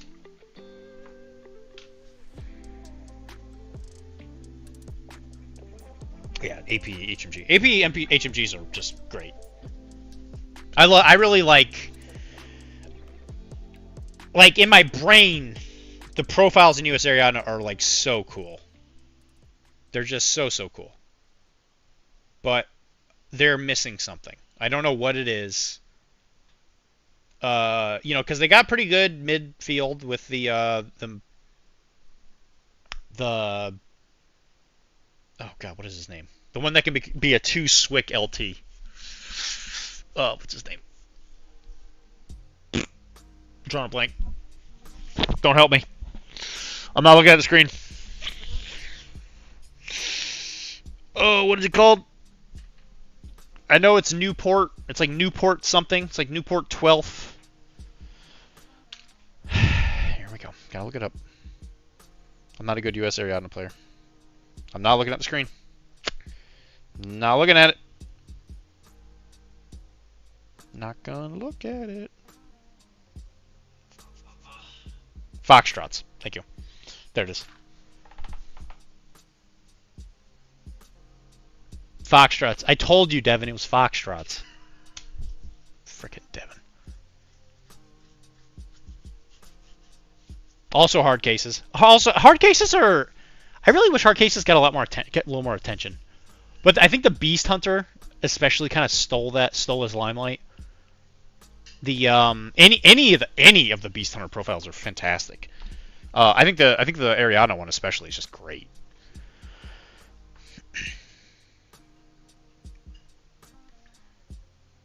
So to answer your question, I don't really have a specific story for the D-Dogs that really just like wowed me. But they were always at least useful for cracking open a lane or just garnering a lot of attention. Minutemen are going to be good in resilience ops with terrain total, X-Visor, and just overall capacity. Very mid in game. But at the same time, the rest of the army is so cheap it can be afforded. Yes, that's true. But I feel like the things that you would rather be spending those points on, you're just going to buy those anyway. So you're going to want to buy Unknown Ranger, right? It's like almost a... It's like a cardinal sin to not bring a Unknown Ranger with you. I know that, in my opinion, I think the Maverick Spitfire can take his spot a little bit, but I think you'd be foolish to leave without one or the other, unless you're just trying to like flex and say, "Hey, look at me, I'm cool because I'm not using Unknown Ranger and US Ariana."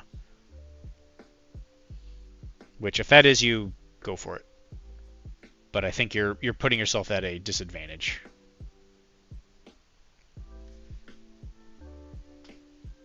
Ranger is cracked. He is absolutely cracked for his cost. People keep laughing at me, but hard case rifle is really good. I think hard cases are good. I really do.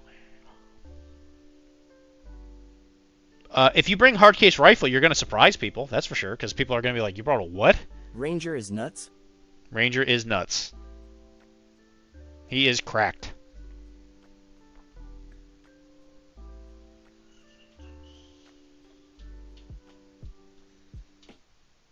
I think he's trying to get a rise out of you, Devin. I think that's dried enough. All right, get in there. All right. These nuts. Got him.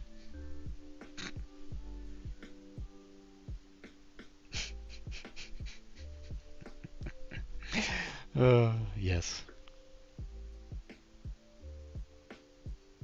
He burned you, Devin. Devin, I'm a doctor. Apply your hand directly to the burn.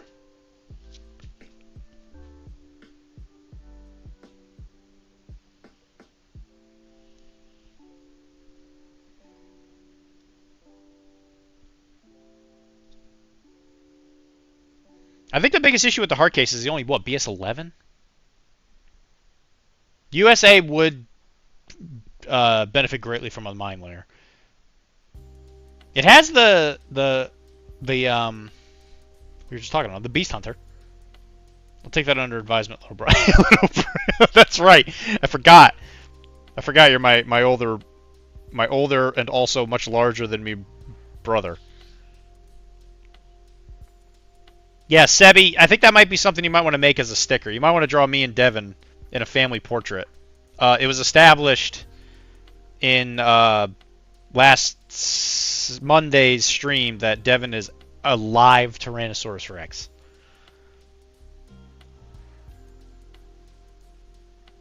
Devin, let me just tell you, with my opinion about Cosmo is that Cosmo is fine if you just take out all the named characters. There is no reason... He has very tiny arms. There's no reason that they get all the characters that they got. They should just get their own characters. But currently, Cosmo is all the best stuff from the sectorials, but also their characters. And I understand it's like, oh, you know, they're trying to put their best foot forward as they go into space, into this new thing, into the frontier, or whatever. It's like, that's great, but you gotta worry about game balance here. The fact that they get Bears, and Unknown Ranger, and Cosmo Soldats, and the guys that have TI, whose name I always forget. It's too much. And all of it is Ariadna price. The Ariadna price tag is what hurts it the most. So you're getting space faction, but still dirt people prices. The bear is obviously an issue, but I think the bear's issue is that it is in combination with all the other stuff.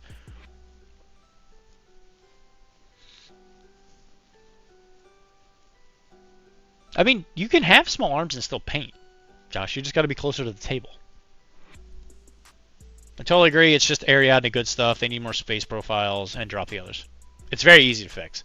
So just take out Unknown Ranger and add just another character who's a part of the new wave of game design. You'd be like, okay, we made this character with Cosmo in mind, not a profile that is for another army, but we just added it because, sure. Also space, I guess. Or you can even have Unknown Ranger and just make a new profile. But it has to be more expensive. It has to, or at least has to take all the other stuff in Cosmo into consideration. In my opinion, O12 is the best design faction in the game.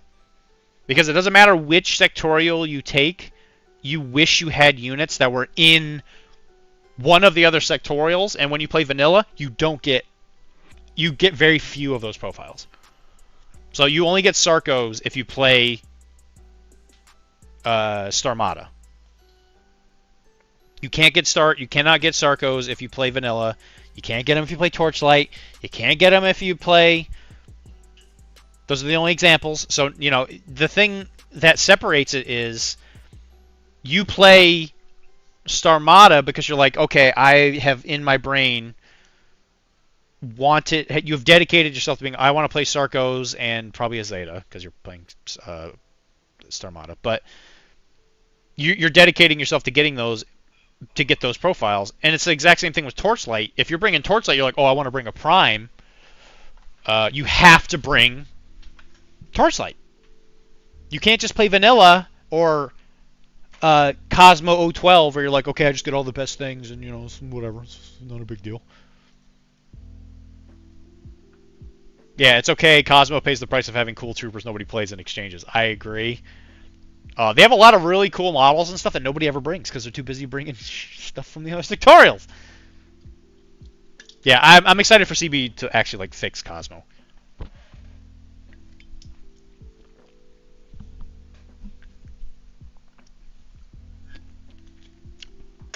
I'm kind of excited for a new edition of Infinity, to be honest, where they go back and fix the armies. They need to really eat the sectorials alive. Actually, they need to eat all of them alive, actually, quite honestly. They need to eat the vanilla profiles and stuff too, where they either need to heavily cut down on the AVAs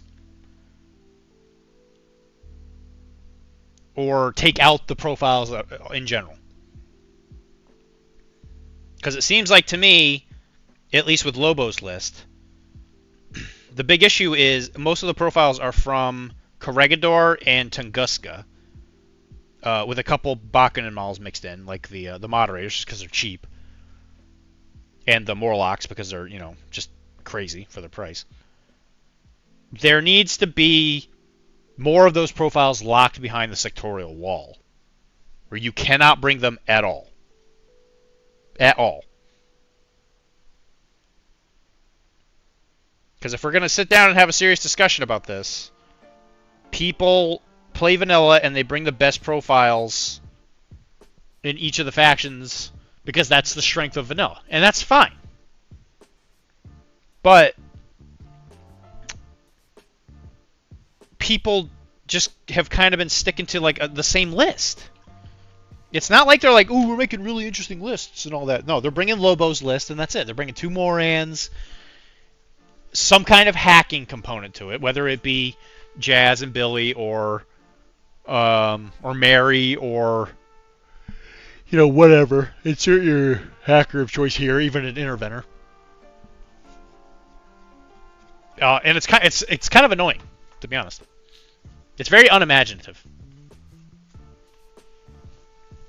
It makes sense being the most recent. Sure, which is whatever. I actually like the Cosmo Soul, that's for example. Yeah, I think that the stuff they have that's uniquely theirs is really cool. I just wish they would kind of lean into it harder, I guess. A balance pass would not be unwelcome. Yep. I'll bring Hector, Ajax, Achilles, Namor. They will be unpainted because Dr. D hates me. What are you bringing him to? I don't think you can bring all of those things to the same place and play the same game. Well, most of them. If you're playing Infinity, you might be okay. Because that's like a good... Hector, Ajax, and Achilles. What? That's almost like a... That's probably like 200... Coming up on 200 points? Each one of them is like 50. I think Achilles is like 60 something. Hector's I think like 45. A balanced pass would not be unwelcome. And again, I'm not saying that the game's like in dire straits and the world is falling and all the bad things in this world are true and there's no God or whatever. No, that's not all true. The game is fine. It's just an issue of the thing that's not quite in line with everything else just really sticks out. And it's been Cosmo. It's been Cosmo for a while. And they're not fixing it, which is whatever. Like, thankfully around in our area, the meta has been nice and nobody's really been playing Cosmo. But I feel bad for people that have to deal with it all the time. Like, I would probably be more up in arms if I had to deal with it, like, every week. But do we know what won Adepticon? Like, what army it was? I know Cobra Prime was high up there. I don't remember if he won or not. Okay, so we're starting to paint the chainmail stuff. Or the scale armor. And we're going to go with the blue. And we're going to go up to... We're going to try and make it look icy. Icy wiener.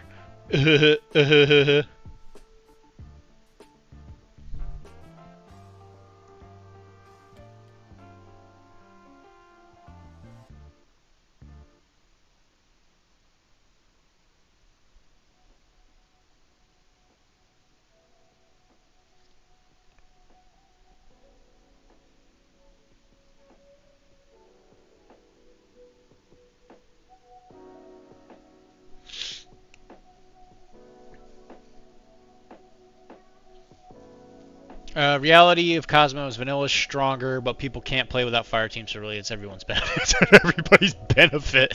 Yeah, I've heard vanilla Ariana is like super cracked. I've heard it's bad. I don't think I've ever seen anybody actually play vanilla Ariana though, so I agree. I don't know what it would actually be like. Lobo literally plays one list per army he has, and that's it. Yeah, I know. He's told me. Which is fine. Whatever. That's how he likes to play the game. I don't care. I've never actually played him. I'm sure if we played, he would smash me. It's whatever. I get something different out of this game than he does. Yeah, people don't want to lose their toys, though. Buying models that they can't take will suck. Okay. Well, I agree on some level. But the thing is it's not like they're getting rid of the model end of sentence. Let's examine what GW does. They just say, oh yeah, there's this model that we had. It doesn't exist anymore. Go die. You could proxy it as something else for a little while before we write some document that says that people can make fun of you for using it. So that's cool, I guess. Yeah. Go eat dirt, nerd. Bye, Sebby. I'll talk to you later, buddy. But I guess that's why he wins so much. Yeah, he plays like 5-6 games a week. It's like if I lost to him, I wouldn't feel upset about it. I would be like, okay, dude, you play more Infinity games in a week than I do in like a year. Because he plays online, which is fine. I mean, it's not a bad thing. But it's just different. And there's no way I can keep up with that. He's got a job where he's lucky enough to be at home where he can play games while getting paid, by the way. Yeah, I'm not lucky enough to have a job like that. So, if he's reaping the benefits of it, I'm like, hell yeah, go for it. Good for you, man. He's a nice guy. It's not like, he's like a jerk. where he like takes it for granted. I mean, I think he knows he's lucky.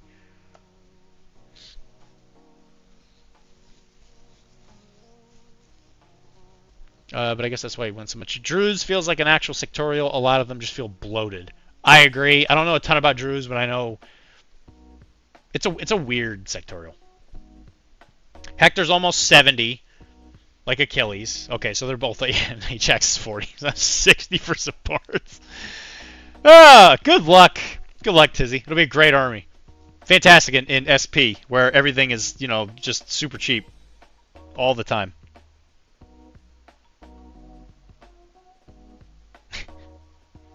I know I have seen some people run Achilles / Ajax though, so that is actually a playable army.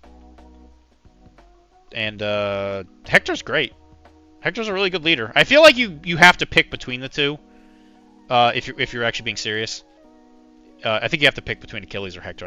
I think it'd be very difficult to bring both, just because of the price. But if that is what you want to bring, then by golly, you do it.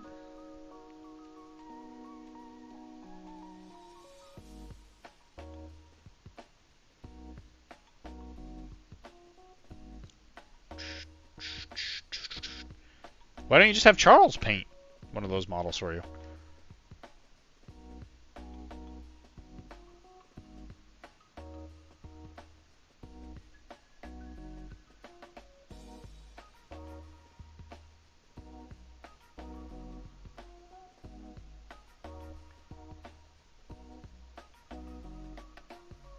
I bet he would really enjoy painting a Infinity model.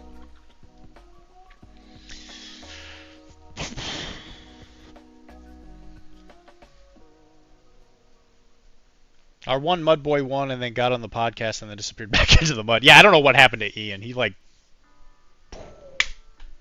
disappeared. He's from Vermont though, and he played TAC. He didn't play Cosmo. He smashed ever-living poop out of me. Yep, not surprised. I lost before I even got my first turn. He's a wicked nice dude, super cool.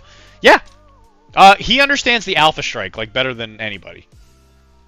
He's just like, yeah, you know, I am going to crush your soul in the first turn, and then now you don't have orders, so you can't really like set up an effective defense.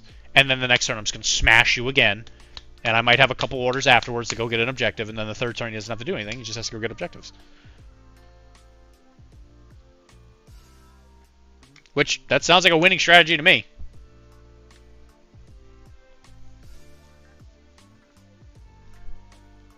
What happens to me every time I try and do that is I send my dude to go there, I smoke trick the ARO thing, and then I get crit and die. Like every game. So I'm like, okay. And then I'm playing on the back foot. I think I have learned that I just need to have more long-range responses. I keep trying to get away with having stuff that's too close range, and I keep paying for it. So I'll always bring like one long-range gun that gets crit, like every friggin' time. And then I'm like, alrighty. And then I'll try and use a close range, like I'll use a shotgun or something on the ARO piece. I'll hit it. It'll survive its armor save like it always does. And then that'll die. And then I'm like, alright, I guess I'm just going to hang out in my deployment zone. End of turn 1, go ahead. You have to be very careful about retreat when doing that, though. A raid? Visit the Chronicler. Thank you for the raid, buddy. I appreciate that. Welcome. Deadbeat Audio is followed. Deadbeat Audio. That's a good name. Thank you very much. Welcome, guys. We're painting Warcrow, which is a game that isn't even out yet until next week. Thank you for the follow, Visit the Chronicler. Thank you very much. What model is this? This is Wisemane from Warcrow, which is CB's new fantasy game. It comes out Gen Con, so it comes out next week. Me and CB are very tight, so I was lucky enough to get a demo copy of the game. Oh no! Blue, don't do that, no! So I was lucky enough to get a copy of the game. And I have... actually, I've been enjoying it. It's not my favorite game of all time by any means, but it's good. I really enjoy it. It's very, very fun. It plays a lot like Legion.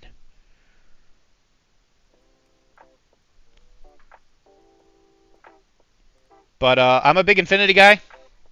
And like I said, I was lucky enough that they know who I am, that they sent me some models. And it comes out next week. I got some other models for it. So here we painted the Evoker a couple weeks ago, which is the wizard, the orc wizard from it, which came out pretty good. There's also humans that come with it. We got a raid, so I'll show you. I'll show you all the stuff I've got painted. Gotta go get it. One sec. Excuse me, chunk.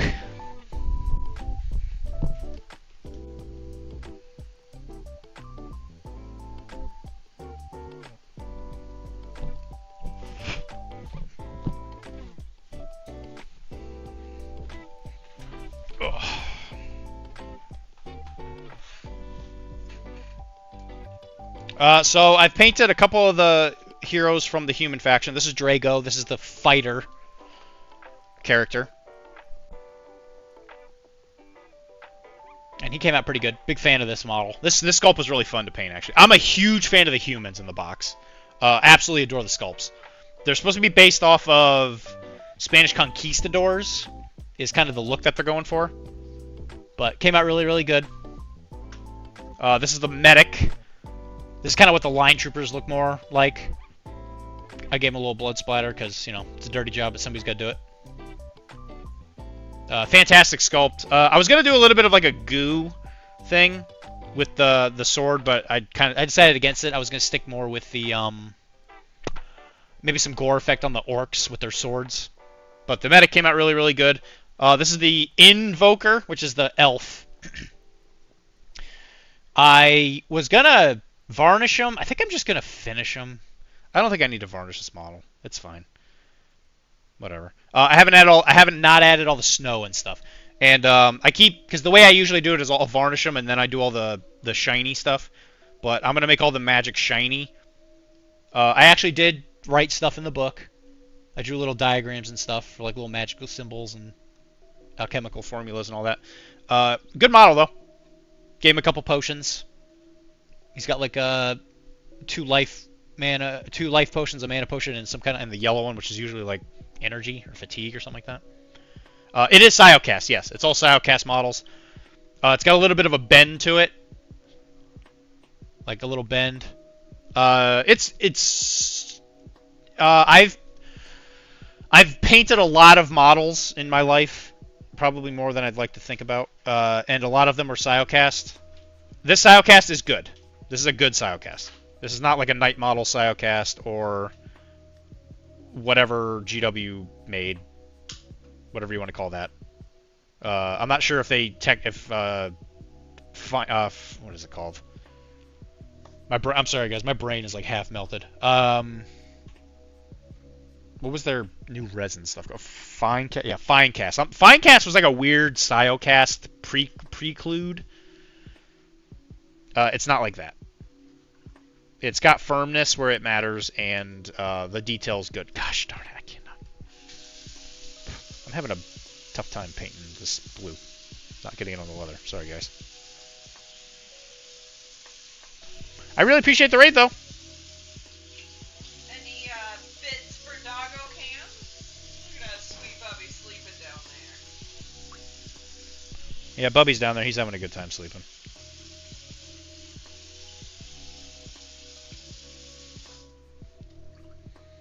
The game is good, though. What model's this? I did that with Smoke on 19, rolled the 20 twice last week. Fantastic. Gotta love that. Oof. Big oof. It's an amazing game. Great. And great models. Really cool. Metal. No, they're not metal. Some of the stuff from their Kickstarter, which comes out, I think, in September, they have a dungeon crawler game that's linked with it. Those models are metal. And I am beyond excited to get my hands on those. So we will definitely be painting some of those. One of them's like a vampire man. There's a moon mommy in there. Here's a refill, Dr. D. Maybe somebody wants you to hydrate. Water. Yep.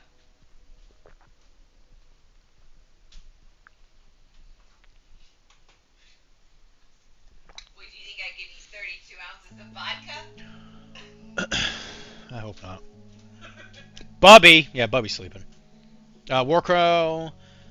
Medic is so good. Yeah, the Medic is amazing. It's probably one of the best models in the thing. Warcrow is thermoplastic. Siocast. Nope, they are actually not metal. Fine cat. They will be metal, though. There will be some metal models for the heroes in the Dungeon Crawler. I believe that the metal versions of them are only from the Kickstarter, though. Eventually, when they release the Kickstarter, or when they release the Dungeon Crawler as its own game, I believe those will be Siocast.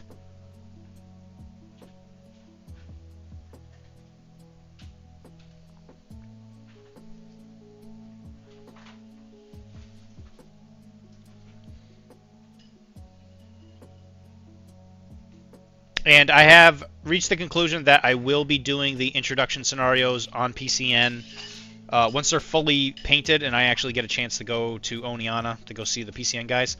We'll probably YouTube some of the games for it. So if you want more Dr. D, there will be some stuff there. Should be a good time. I think Dan is actually pretty interested in the game. He loves fantasy settings. I think I could get him to be having a good time with this game. Alright, what else should be frosty metal? So, these are eventually going to be painted like icicles in the staff. I'm going to paint those icicle color later. I'm not going to worry about that right now. These look like bone, because there's like a bunch of bone all over them. I'm thinking maybe we're going to paint these as ice metal too, or whatever we want to call it.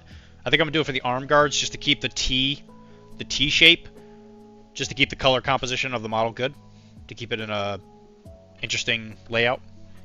You going to bed? Where's your glasses case? It's over there somewhere.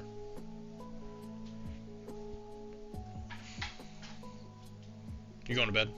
I am indeed. Alright, going to bed, everybody. Good night, everybody.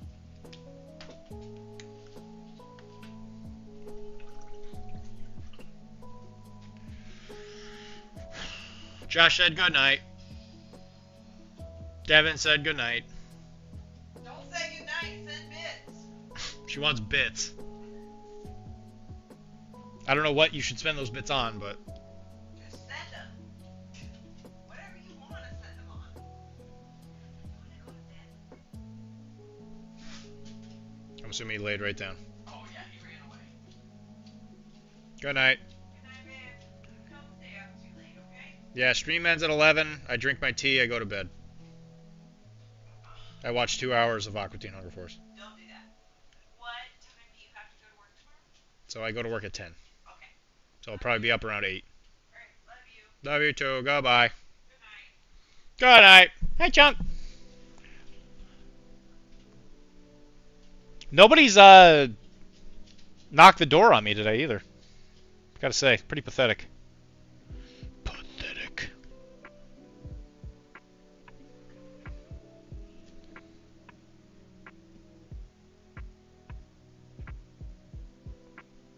So welcome, guys. From Chronicler, what were you guys doing? If you rated me, then you must be painters.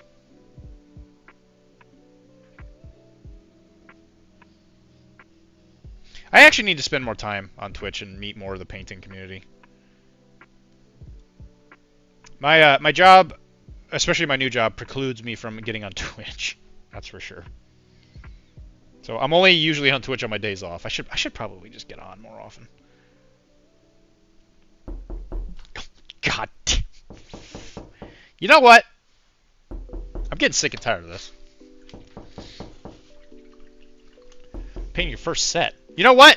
I'm gonna check to see what's inside this friggin' door. Ah!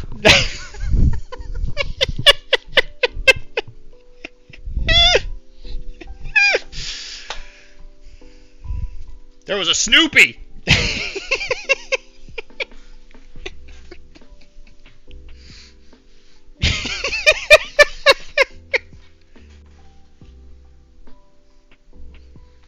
camera wasn't in a good spot for that.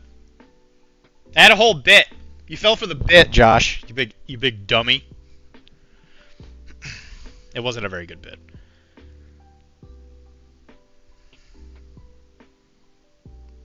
I'm gonna start hiding stuff in that room. It's gonna be like Mr. Rogers' Neighborhood. You still fell for it. I know I jumped. I know I did.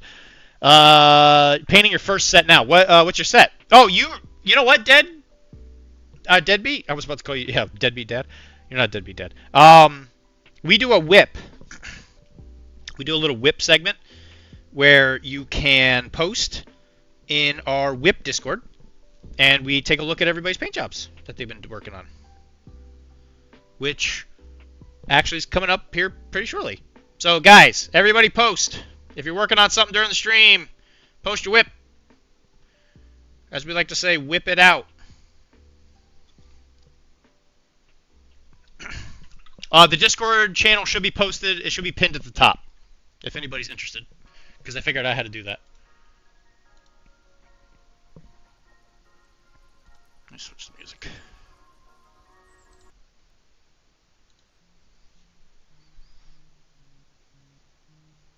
I got 5 Space Marines and 11 Tyranids.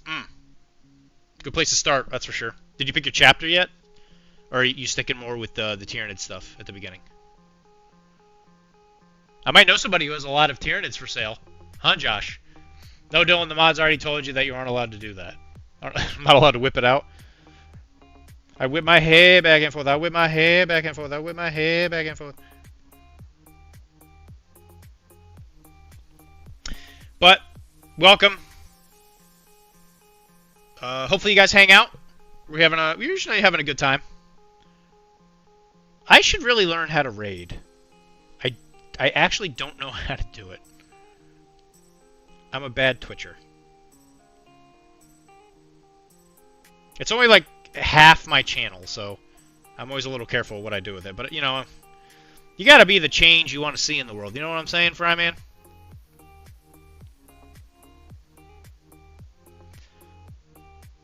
It's been a long time since I've played a GW game. I think it's been literally like 2 weekends because I played the old world. I think I played the old world like a couple weeks ago. I do love old world. I guess I should probably also paint this ice color for ice armor. Gene Stealer Cults. I'm baby new to 40k and still feeling around, so almost not quite. Yeah, that's fantastic. Welcome. Welcome to the hobby. There's a lot of negative stuff out there for GW. I'm not GW's biggest fan by any means, but I always love to see new people, and if GW is the way they enter this world, then so be it. GW serves a very important role in this entire process, in that they are definitely the gateway that people meet people. And I think that the concept of the third space, which is like a psychological thing, it's a place that somebody can go to like be a part of a community. So like a church or a hobby shop in our case is a fantastic way to generate community, which is exceedingly healthy for the human brain, especially males. So I think that hobby shops are one of the greatest things that is out there for males to have like a longer lasting, more productive life, because that community is insanely important for mental health. So anytime anybody's ever like, yeah, I want to play a minis game, but I want to play one that you don't like, I'm like, that's fantastic. I'm so happy. I will not play it with you, but I am so happy you're doing it. Let me help you paint. At some point, we will be painting some Knights of the Realm for the old world, because I kind of got bit by a bug. I was on Bess, Beards, Ears, and Skulls, PCN podcast, to help out because Taylor was on vacation, I think. And they had me come on, and I was, we were reading the facts, the FAQs, and I was like, I forgot how much I love this game. GW is the gateway to plastic crack. Carnival went. You know what, Wilmar? Here's the thing. I'm just saying. Alright? When I paint all of my Explorer Society stuff for Malifaux, as of like what I have now, I won't even moving goalpost it with like new releases. But like everything I have now, if I can get all that painted, I will play Canaveral. I'll jump right into it because I looked at some of it and I was like, this actually looks really cool. But if I were to get into it right now, Kara and myself would probably rip my head off.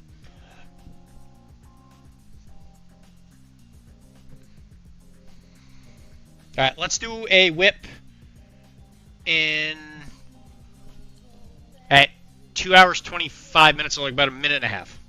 So, audio, Deadbeat Audio, if you want to show off what you've got, throw it in that channel, and we'll talk about it. And I can teach you some cool, easy things on how to get better.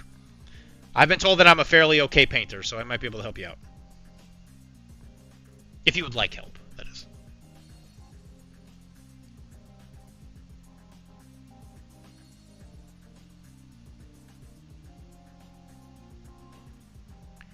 I was a very big Blood Angel player for a very long time. I played a lot of Heresy, that's for sure. A whole lot of power armor. I have quite a bit of Imperial Guard now, actually. I sold a very large chunk of it, but I kept some of it because I really actually like painting like little army men like that. So I actually think I might, like maybe just like very recreationally paint a little Imperial Guard army. Just kind of like, not even for games really, probably more for just like painting it for the fun of it. Maybe, and just do like lots of really cool little conversions and stuff. The idea of that just kind of gets me excited. Probably never actually play with it. And that's okay. Because sometimes models are just for painting. I'm keeping my eyes open for a 2-player starter. If you get a 2-player starter, I'll try it with you. It'll be one of those situations where we say we can use each other's stuff and then don't do that anyway. As I look over the 9 cases of minis, mostly unpainted. Brother, you haven't been in my house yet, have you? I have sold a lot of stuff, and I still have a lot of stuff. So there we go. That's the blue. All that blue is going to be like sky blue by the end of this. At least I hope. Okay, let's do a whip. With my hand, with my hand.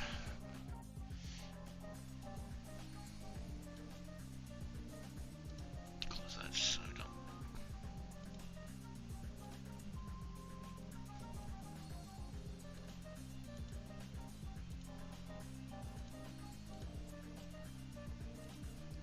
Space Marines!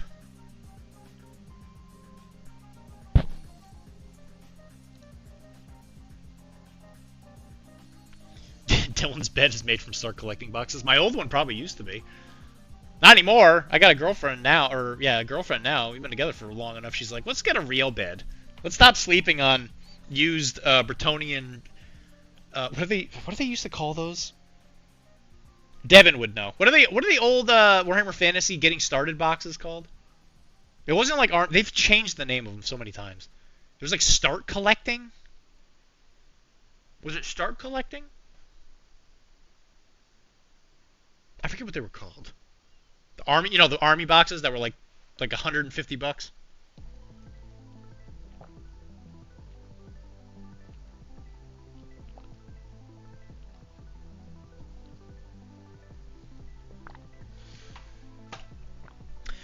I gotta list a couple more things actually to get rid of. Okay, so this is, I believe, Maximus's shield. Yeah, Start Collecting might have been it, but I feel like that might have been earlier AOS. That's what I'm thinking. I don't remember what they're called. Hold on, let me look.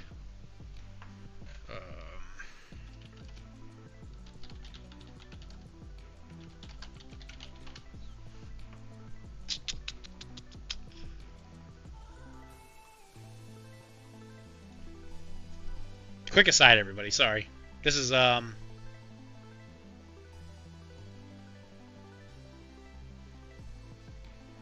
This is the old nostalgia coming at me. Oh man, what was that thing used to be called? Yeah, I can only find pictures of the new one.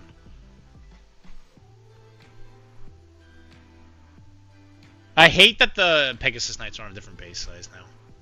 I can't stand it. It makes me upset.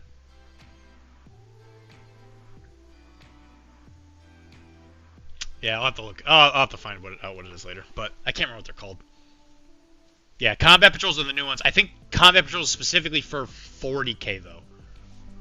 You got the introductory set. Yeah. They always do a good job with the Space Marines. Yeah, the Space Marines always look great. They're always like very simple, very well put together. Regiment boxes might be it. That's you're getting closer. Anyway, this is the Maximus' shield for Maximus for Infinity. It's looking good. I still like his clearly Scrag Brown inspired brown orange. He keeps telling me it's not Scrag Brown, but I think he just doesn't want to tell me. The 10th edition starter box is a great box in my opinion. I actually really think the starter box for the new AOS is also really kind of rad. I think the new starters are really expensive, but they're still pretty good deals. I learned from a professional. I still do not own Scrag Brown. You guys are just inferior painters. That's all I gotta say, because you haven't experienced the joy of Scrag Brown. Yep, looks good as always though, bud. This is good. I'd be happy to get hit in the face with that. And here it is on the man himself. This is Maximus. You are not painting this black, and it infuriates me. Devin, knock it off. Paint it black. Professional, casual. I'm tired of the sass. I know you're a Tyrannosaurus Rex, but I'm tired of you not painting this base. The rest of it looks great though. Look at that little face. Yeah, this looks awesome. Super well done.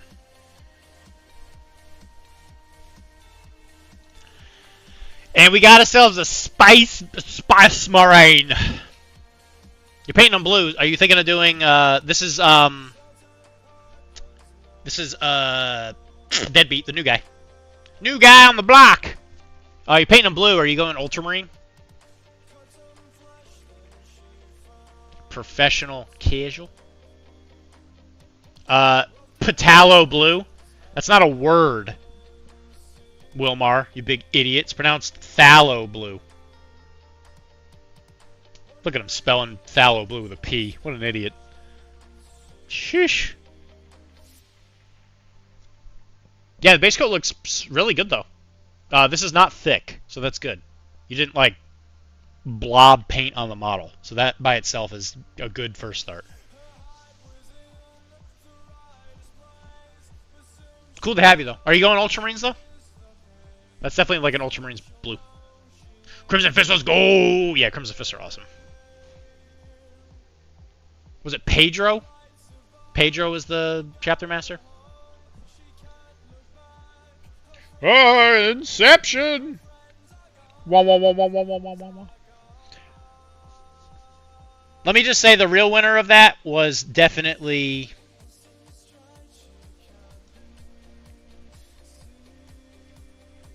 my brain literally just stopped. The winner of that one was definitely Deadbeat Audio, because he's new to this hobby, and he deserves all of the praise he can get at the beginning, because he's got a long road ahead of him. But let me just say...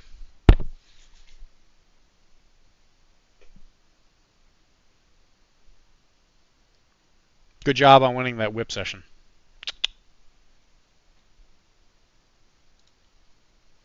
That was for you, buddy. So why do you like Pedro? Is it because of is it because of his name? Is that why?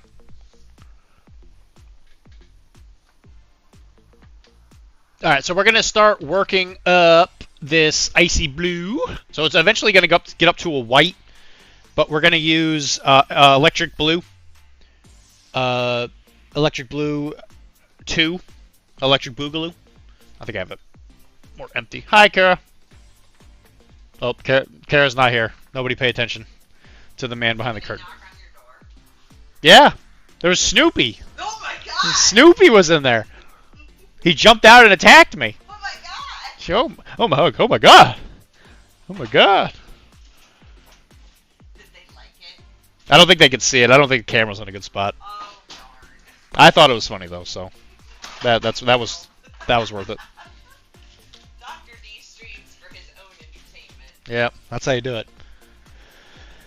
I haven't painted. I still haven't painted the base at all yet. Well, you know what, Devin? I'm getting tired of your friggin' excuses. Paint it black. Bubby saw it. That's all that matters.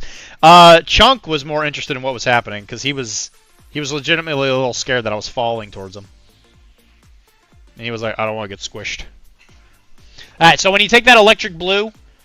So this is all This is all Patalo blue from Chimerics, and we're gonna use electric blue on it to start bringing it up. And this is I really love phthalo blue as a base because it's so dark, and it has like a greenish shade to it, especially if you have the green one. Even though I use the red one because I'm stupid. Don't mind me. Red also works. It's a bit of an underlying color thing. But anyway, don't mind me and how stupid I am. When you pull it up like that with a nice thin like airbrush color, it creates this really cool like gradient to it, and it starts to look a little bit like ice. If you want a really good like magic looking ice though, you got to make sure you work the white really well, which is what the last step's going to be, but we'll get there. It'll probably, yeah, we should be able to get all that done. I just have to make sure I go to bed tonight because I don't want to be exhausted at work tomorrow. I did a pretty big workout on Thursday with a EMS machine. I've been trying out this new workout method with a guy where you put on this suit and it like, for lack of a better way of putting it, it shocks you while you're working out. So I was doing like calisthenic stuff, and it was just like electrocuting me. And it's very effective. My body's very achy. That's why I'm so tired. It's very, very effective though. You get about a day's exercise in about 15 minutes. And I just wanted to see if it was something I should offer to my patients. Because I don't ever tell patients to do something if I myself have not done it. But I think it's going to be good for people that want to go through rehab. God, fuck. I know there's nobody in there. I opened it. I already opened the door. There's nobody in there. They can't hurt me. They can't. You can't tell me that there's somebody in there.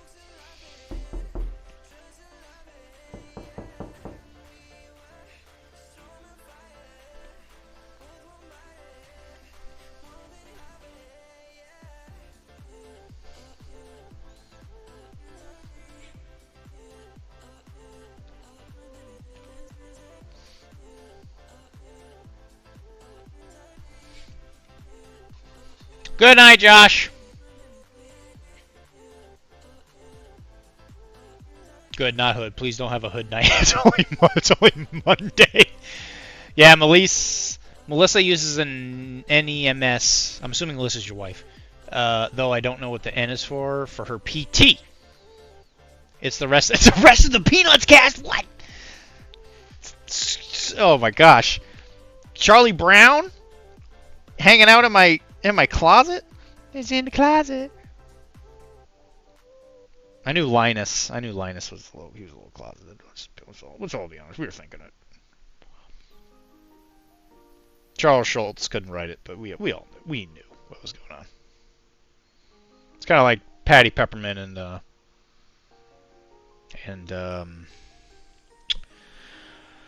oh goodness, what was the nerdy girl? Oh, what was her name?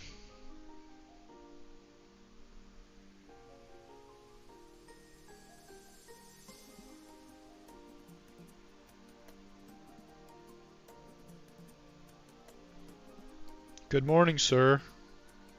Hey, Chuck. Near wife. Well, why don't you just finish the job? Just bring her closer. She's like, what, in the other room? Then she could be a close wife. A closer wife. Devin, what are you doing? You're not painting bases. You measure your wife's quality based on the distance from where you are to her? I mean, that's... It's kind of a... Sounds a little codependent-y. You don't strike me as the type. You're blacking in the base. That's what I thought. Thank you. Driving me nuts.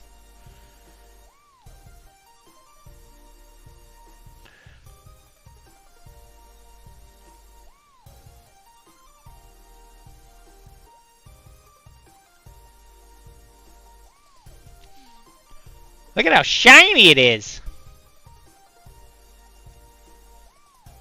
It's me, the T-Rex. That's the problem. Is she just not want to be around a T-Rex? I imagine being around a live T-Rex is probably pretty scary. Because you could be sitting there, like, I don't know, watching... I don't know what, like, you could be watching Golden Girls, right? And then Betty White says something, and you're just like, ah, ah, and you get all mad, and you start like pushing everything around because you got a big tail. That's not prehensile, so it's very stiff. You just start knocking around everything in the living room. Be honest, I wouldn't want to be around that either.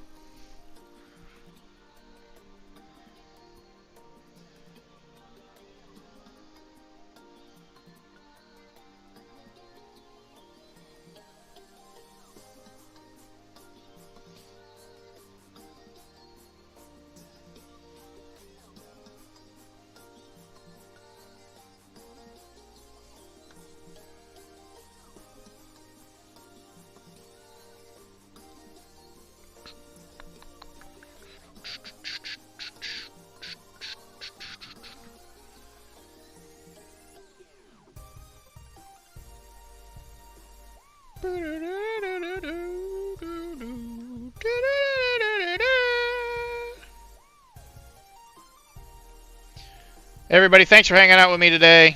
As always, the stream would not be happening if it wasn't for the likes of you guys coming in and hanging out with me. I completely forgot to paint this armband because I'm stupid. Don't pay attention to that. That's the kind of stuff that, you know, we all know and love about old Dylan. That he's a complete idiot. It doesn't actually finish painting the model before he gets to the next thing.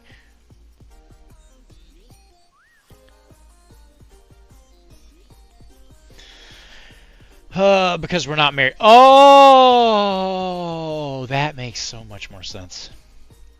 I guess that's why you and I are separated. I guess that's why we're separated. That's true. You're not wrong.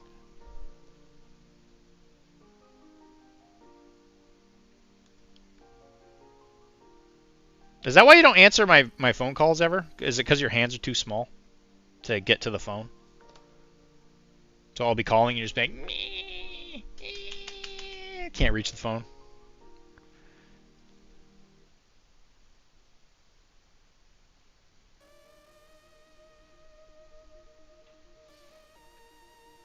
Also, Dad's not here because he's on vacation. I forget where he went. He went to he's going somewhere for 2 weeks. I don't remember where he went.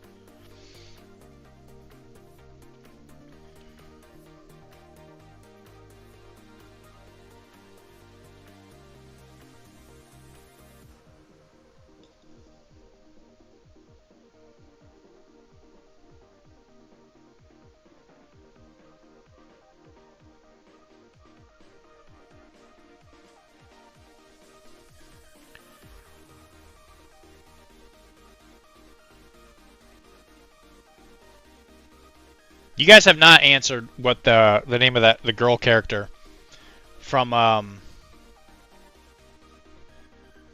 Charlie Brown is. What is her name? Mary?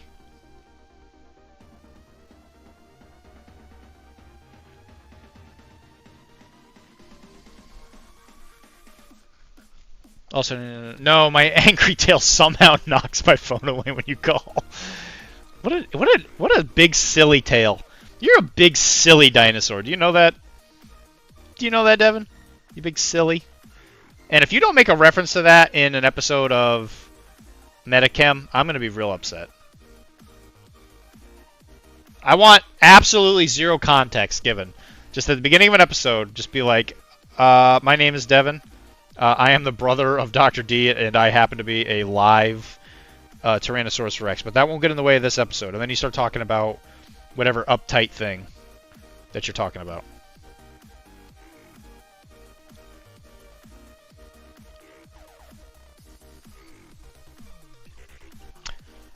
Yeah, Peppermint Patty is the one. I'm talking about her friend.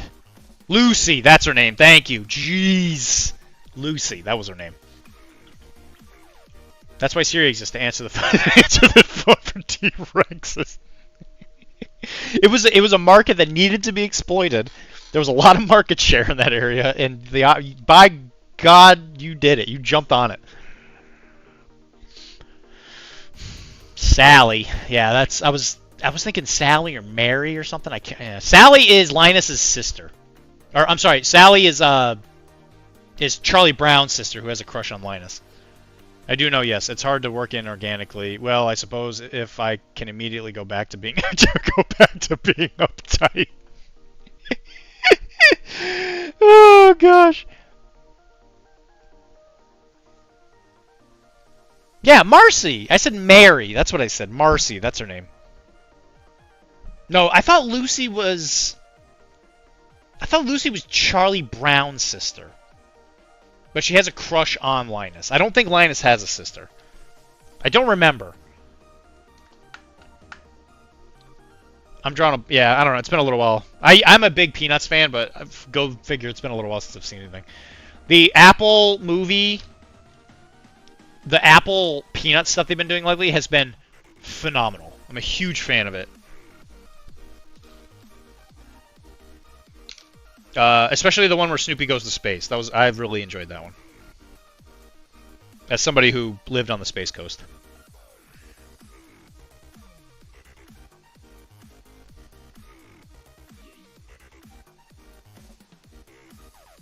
He went up there and he did space missions at the International Space Station. Which, go figure, dogs not usually smart enough to do those things. But Charlie Brown's dog, old Snoopy, he's a smart one. Lucy is the girl that pulls away the football. That is, you're right. Yes, that's Lucy.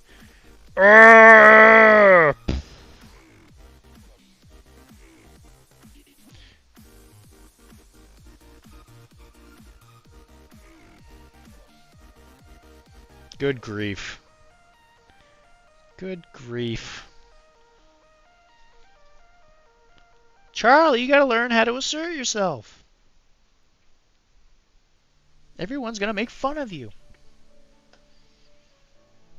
You're just... But the thing is Devin, you're just so uptight when it comes to Medicam. Oh, God. It is hard to work in organically, though. Hi, my name's Devin, and I'm a live T-Rex. Well-known brother of Dr. D from Arachne. Lucy's Peanut Show is done in Vancouver at the studio next to Outside. That's amazing. I love that. I'm a huge Peanuts fan. I absolutely love Peanuts. Which explains why I, couldn't remember who was whose, person or whatever. But I absolutely loved Peanuts. And when I was growing up, every year I'd always make sure I watched the movies. So like Charlie Brown Thanksgiving, and the one where they went like whitewater rafting, like where they go camping. That was one of my favorites. I've been Devin. I've been Devin, a real life T-Rex, and that's the meta. Oh, yes. Yes, you need to do that 100%.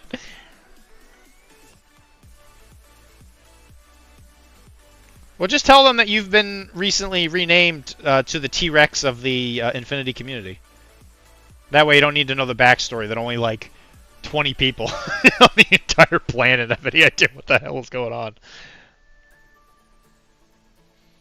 But to those people, it means everything.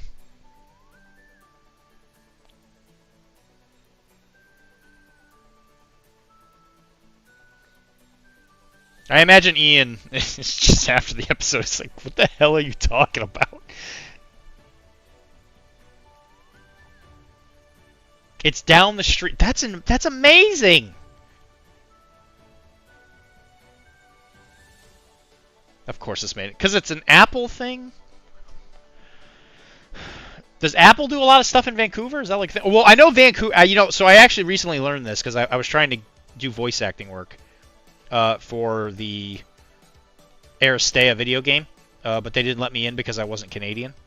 But there's like a voice actors guild or something that's like really big in Canada. I see that painted base, Devin. That's what I'm talking about.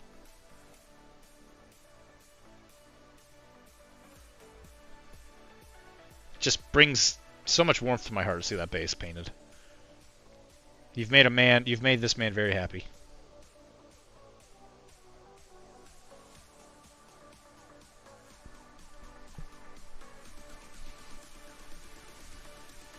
Gotta save the song.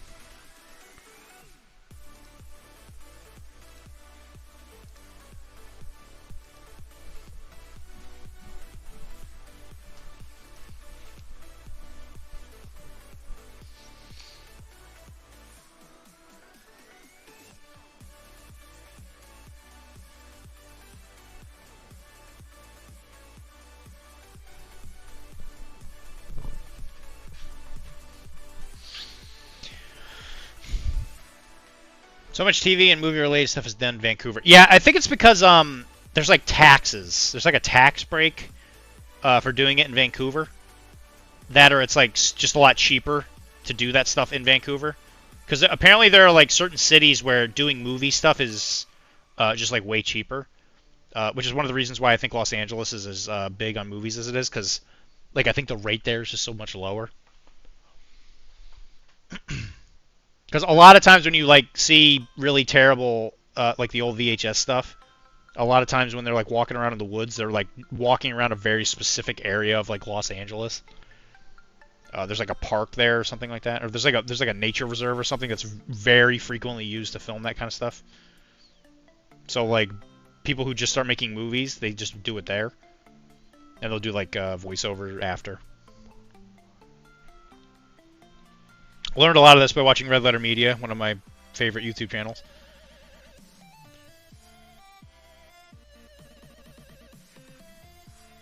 Mike from that channel voiced the first person they save in Smiling Friends. Desmond! Hello. What are you doing there, big guy? Oh, I was thinking of shooting myself or something. Oh, why don't we put down the gun there, big guy? What's wrong? Well, my wife left me. Kids left me. Dog died of a broken heart. So, you know, just thinking of shooting myself or something. Anyway, the voice of that character, Desmond, is Mike from Red Letter Media. And it's actually kind of funny how much his, one of the other co-hosts of the show pops up in, like, other things. I'm really drawing blanks on names today. Oh no, what was his name? The one with the, like, the awful laugh. Evan. I think his name's Evan. There's only two industries here: real estate, speculation, and special effects and animation. Vancouver's also very well known for crime. Thank you. Because the Chinese government likes to have their expats go to the country and buy the real estate so they can hide their illegal money. What are you telling people? I'm not telling people anything. It's a well-documented thing. It's called Vancouver. I only heard a little bit of that and it sounded like fake news. Nope. There's a lot of books about it.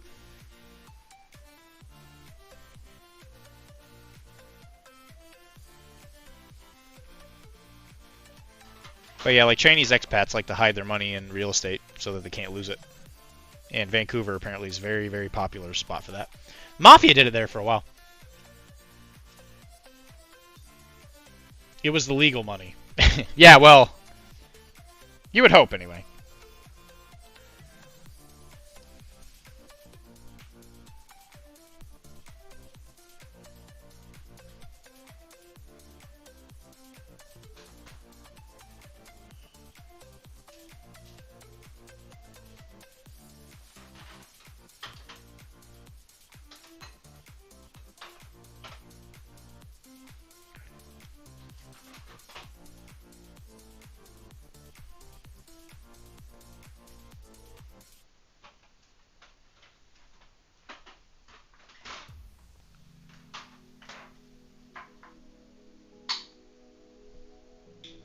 So this is taking for literally forever, but as we go on each scale, you can definitely see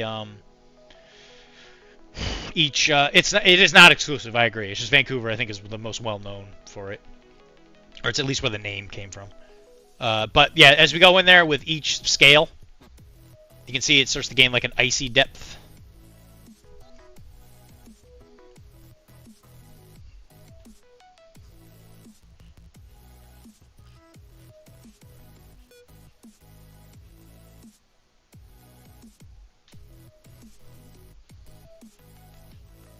Not super interesting for you guys, but you know, it gives us lots of time to talk. Hey, Wilmar, tell us something really personal.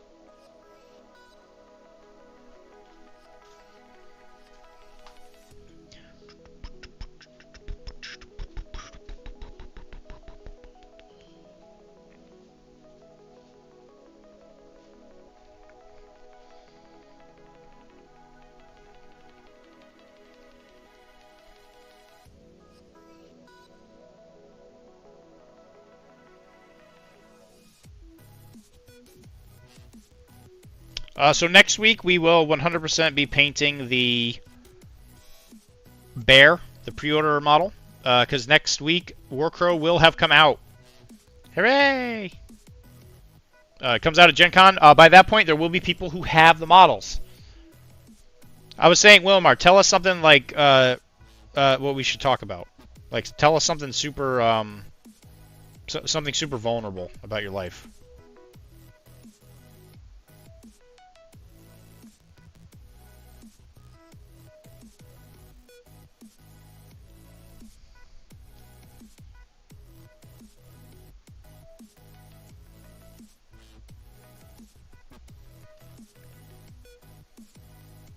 And we will celebrate by painting the pre-order exclusive model, who is a large white bear.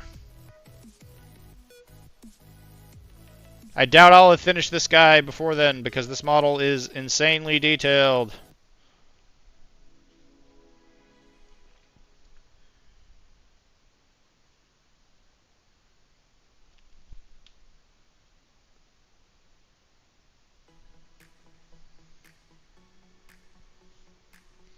Any advice on painting plasma impacts? Oh, sure. Let me bear it all on a public forum. Yeah, that's all I'm asking you to do, buddy. I think you're being kind of selfish right now. Plasma impact. Okay. So, obviously, a lot of this is theoretical because I've never seen a plasma impact in real life. I'm not sure that can happen. But generally speaking, what I would do is... based on whatever surface it's hitting. So I think with what you showed, it was a metal. It was like metal shield. You have to think about what it would do, right? So plasma is just superheated goo. Since it's its own technical form of matter. So what would happen is it would superheat whatever it hits. So if it's metal, it would corrosive. It would corrode it with heat, which means it would probably turn it like purple or like a really dark black or a really dark brown. So what I would do is I'd probably take like maybe I don't know.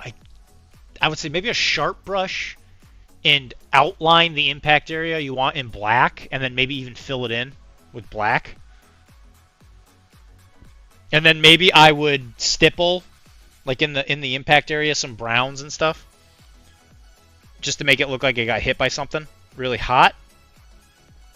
And then I would gradually work it till you got to like bare metal. So black, maybe do some purple, like some like that dark purple, and then work to like bare metal, because it's not going to get through the shield. Because I think we were talking about this, right? And it was against the shield.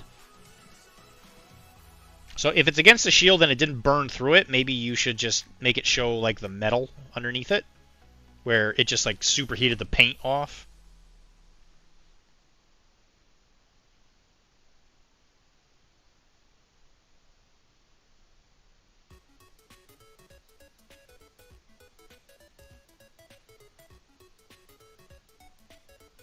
Does that make sense?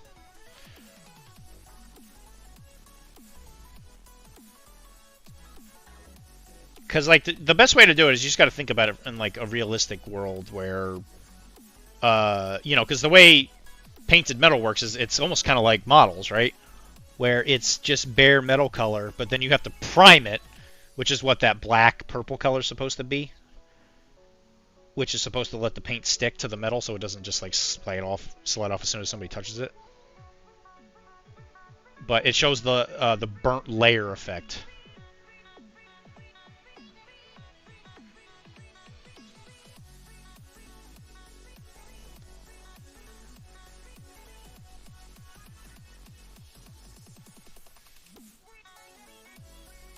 So give it a shot. See how it works.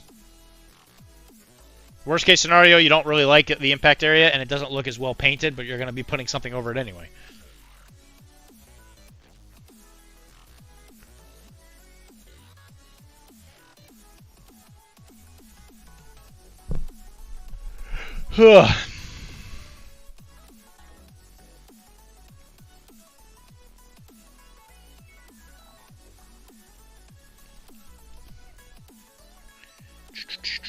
Sebi.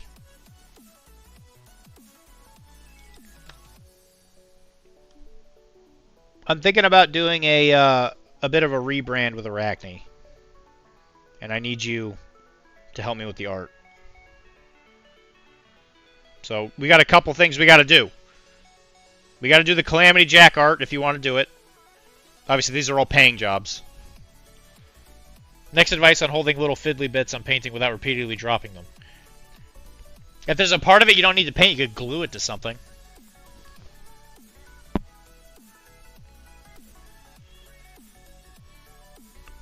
Like you could even glue it to your finger. So like little super glue, just like paint it on your like glue it to your thumb or whatever. And then when you're done, just give it a little pop. But only if there's an area of it that's not going to get seen. And if you're worried about it not coming off, you can always just use a X-Acto blade between your skin and the thing. Pop it off.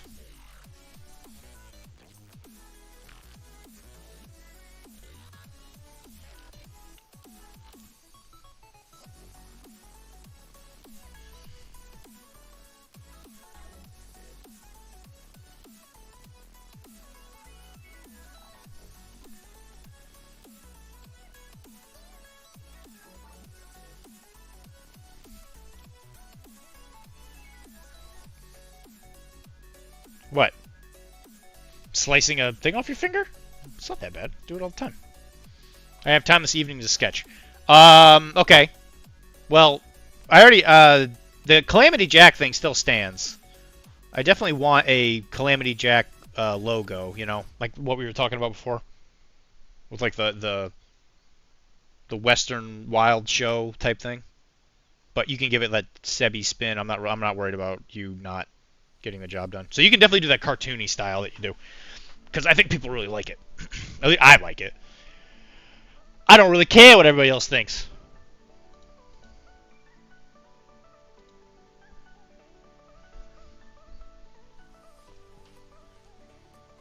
And I will pay you to do some stuff for sure. I might need to give you a bit of an IOU until my paychecks start getting more significant, but I will definitely pay you. I suspect I'll need like a month or two. I probably won't need that long. I'm pretty popular with the patients. So far, we've had a great response. Did my first week, got 22 people, which is pretty good. Usually, first week you get like 2. So I exceeded my own limits, my own expectations on that one. Me and the doc at the place currently, we work very well together. She has things that she really specializes in, and she recognized that I'm very good with like extremities. So whenever a person's like, my shoulder hurts, I'm like, well, she's just like, well, you should be my friend over here. And I'm like, yeah. I take their arm and I pop that sucker right back in place. And they're like, wow. It's not as scary as it sounds.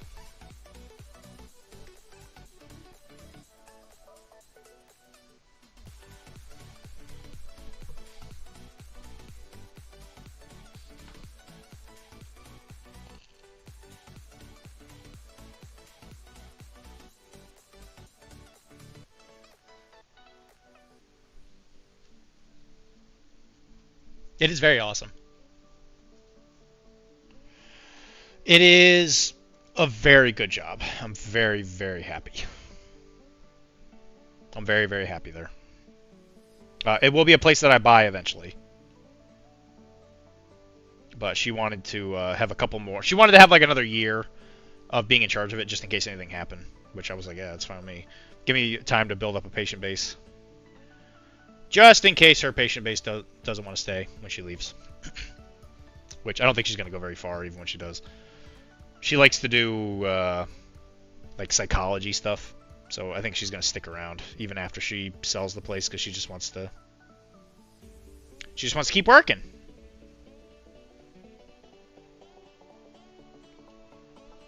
So it'll kind of be nice to have an expert around for the first couple of years of running the place on my own. Chiros tend to have very long lifespans because we're usually very happy. Everybody around us dies miserable because they're tired of hearing about it from us all the time, but you know. Who cares about those people?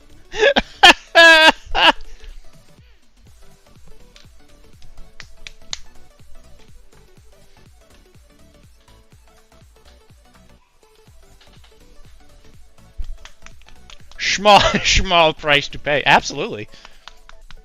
Yeah, but do you remember what I was talking about, Sebi? When we were talking about the Wild West stuff? Because I am almost done with the new script of Calamity Jack, which there's a very large part for Coggers in that one, Mr. Devin. I also wrote a commercial for Calamity Jack, which Coggers is in it. So eventually, some of it. What do you mean some of it? That's okay. Quite honestly, as long as it's Calamity Jack related, I'm happy. You can think of any way you would like to do it. But Devin, eventually when I finish the script, we'll have to get you in there, and we'll do the advertisement too while we're at it. Which that's sure. That doesn't take very much. All right, so now we are using Sky Blue, right? Sky Blue. Yeah, Sky Blue from Color Model of Vallejo. So I'm going to start on this knee pad here, just to kind of give you the general gist of what this is going to look like. So Sky Blue is very, very, very unsaturated blue. It's got a lot of white in it, which is what we want to do because ice is, generally speaking, when we paint ice, it doesn't really look like natural ice because natural ice is hard to kind of pinpoint because it doesn't really have a color, per se. But what you'll see is that as long as it's pointing towards the light, you manage to get this kind of brightness to it.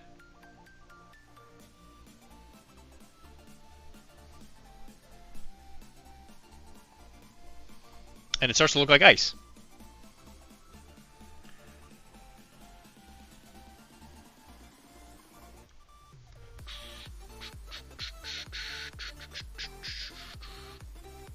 When are you going to do a Metachem audio drama, Devin?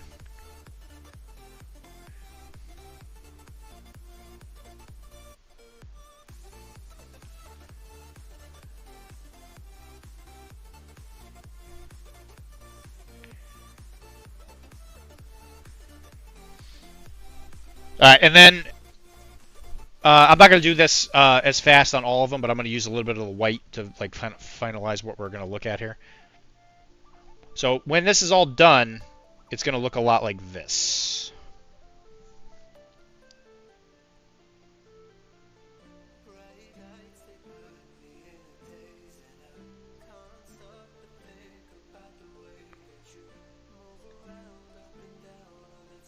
Because pure white is kind of what the brain thinks ice looks like.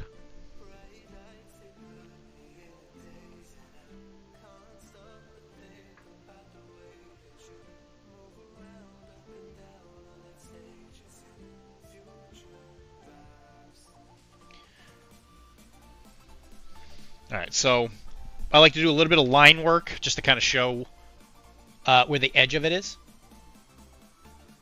I am not really a writer, so it's just to say never. Well, that's fair, I guess. What do you mean you're not a writer? Don't you like writing rules and stuff? You like narratives. Alright, and then what I do is I take some pure white on a poopy brush. I get out most of it, and then what I do is I do a little bit of dabbling, a little stippling, just to kind of break it up and give it like an icy texture. Because the little broken up white dots makes it look icy. And it also kind of hides the dark blue under the idea that this is going to be a shiny surface. So this works really well when you know that you're eventually going to come back and hit this with like a gloss varnish. Because what the gloss varnish does is it's going to like... doesn't really get rid of the gradients per se, but it kind of like combines it all together because the way the light works. At least in my opinion. Again, I don't win a lot of really big painting competitions, so I might be completely off my rocker. And you should never do this. But I like to do it this way.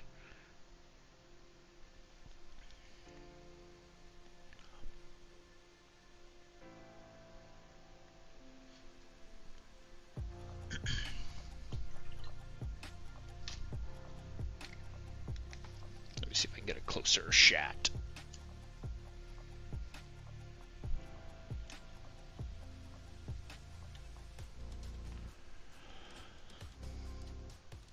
So there you go. That is essentially what it's going to look like before the gloss varnish. So it kind of looks like ice.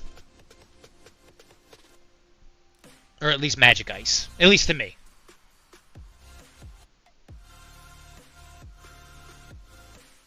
So, there you go. And we're going to do that for all this blue armor.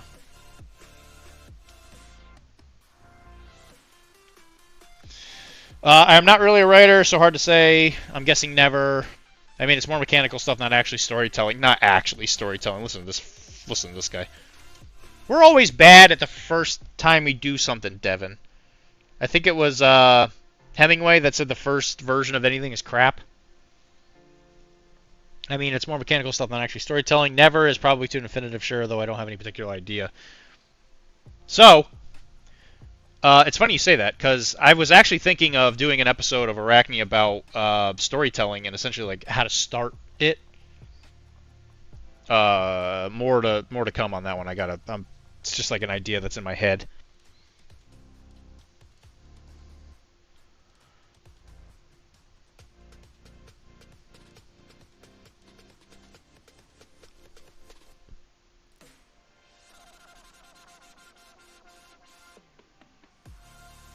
Maybe I'll have Mike come on, or yeah, Mark Barber come on again.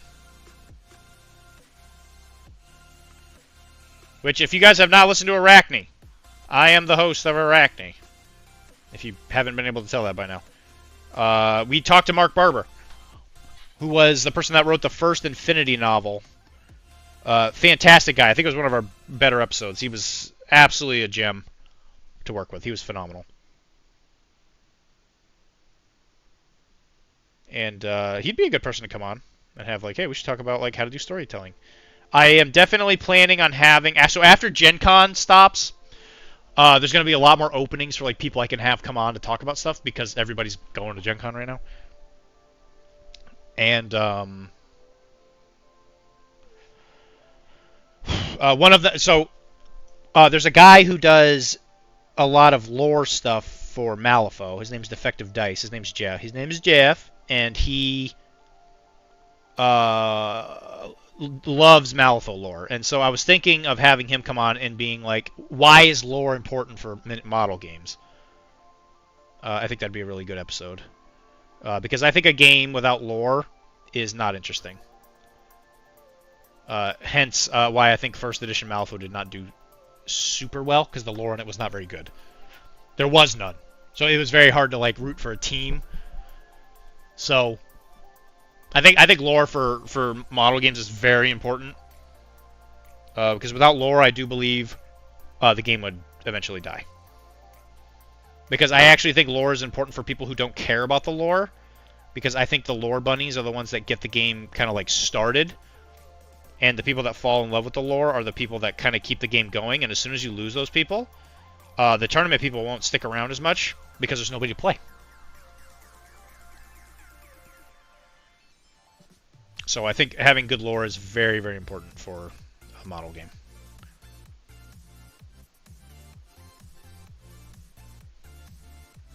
Because even Guild Ball didn't have like a ton of lore, but the stuff in the books was pretty good. In fact, actually, it reminds me a lot of Malifaux in a lot of ways, just because of the way it was book contained, where you had to buy the expansions or the seasons, I guess, to get the lore for it. It's the same as Malifaux, where all the lore is contained in the like the rule expansion books. If that's what you want, I don't know what you would call those.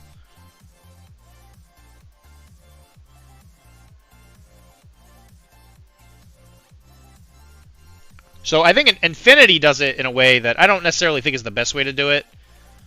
They also do like the expansion book thing, but they make it really hard to find the lore sometimes. I think the RPG books were really helpful for it,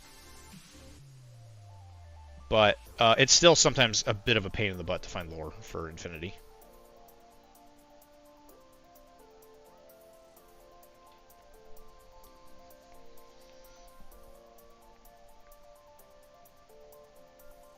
Well, a good example of importance of lore is comparing N1 and N4. Yeah, 100%. Because N1 and N2, it was really hard to find lore. N2 is when it started to open up, because that was when Human Spheres came out. I remember that book, too. It had Achilles on the front of it. It had that Paradiso campaign thing in it. It was such a good book. And that was when it really started to open up. And that N2 is when people started to play.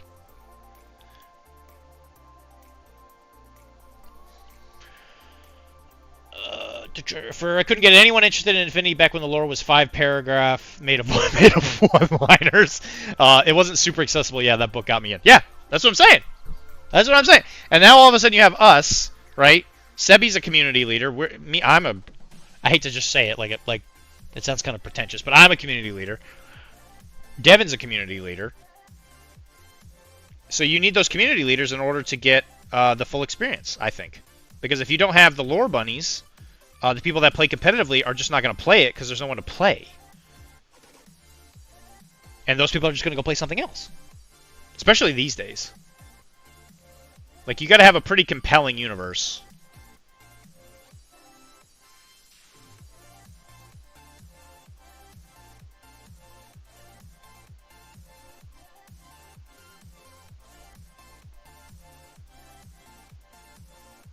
Like, I feel bad for any model game trying to break into the space these days.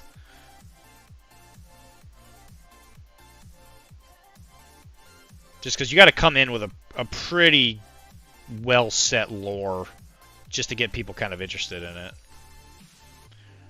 Because now because like back in the day when like War Machine came around, like the War Machine lore is, oh, it's fine, it was okay, it was interesting, but it wasn't like revolutionary by any means. But they only really had to deal with like 40k. Because fantasy blew up then too. I mean, it was like they took that entire universe out of the entire equation.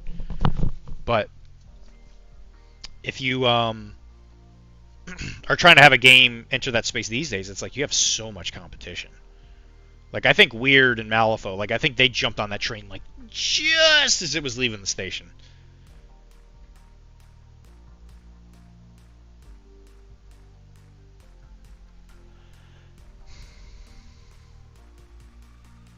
And that was another thing that people really didn't like about AOS when it first came out, is that they thought the lore was stupid because it just felt like a baby game. Now the lore is there. Now people are playing. Well, I mean, I guess another example of why lore is important. It's not going to point fingers. I'm not going to point fingers, but there's the elephant in the room that is crutching on the lore because the mechanics sure isn't. Yeah, no, yeah, I can't imagine what you're talking about. Yeah, and most of the people I talk to about that particular game, they stick around because they like the lore. And that's honestly what they say. They're just like, yeah, the lore is what keeps me in because, I've been playing it since I was, 11 or whatever, me and my brother. And that game, I believe, in a lot of ways, survives off of nostalgia. Which I think, like, World of Warcraft kind of does that now, too.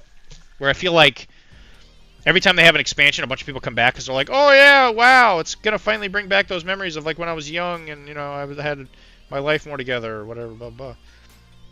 It's kind of like one of those things.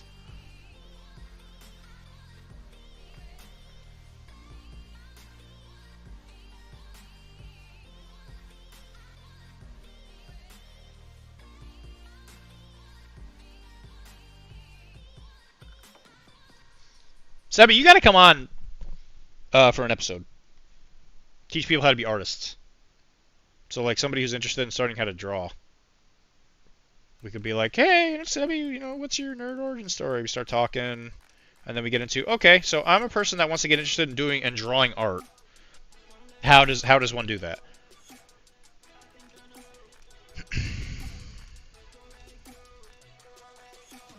There's a lot of people out there that love to listen to that kind of stuff. And believe it or not, I don't do Arachne for the money. I do it because I get to meet a lot of really cool people.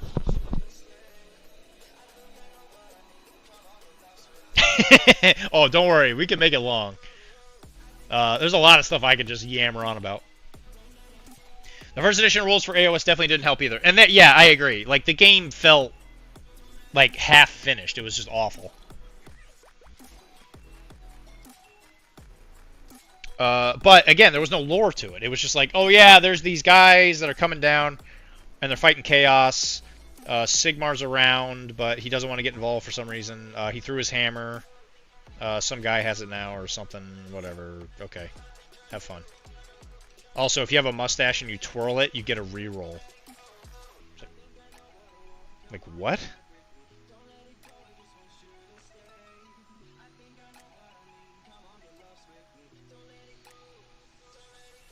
But they were in full, we're not a game-making company, we're a model-making company mode back then.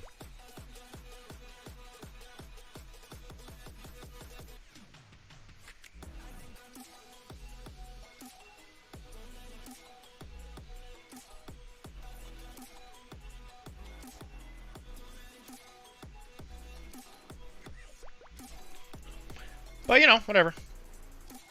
Like I was saying when Deadbeat was here, it's like, I don't really care where you come from. If you came here to play a GW game, great, awesome, welcome to the community. Glad to have you painting. Take your shoes off, make yourself comfortable. Prepare to be teased relentlessly, because there are other games out there that are really good. But if that's how you got to get involved, by God, do it.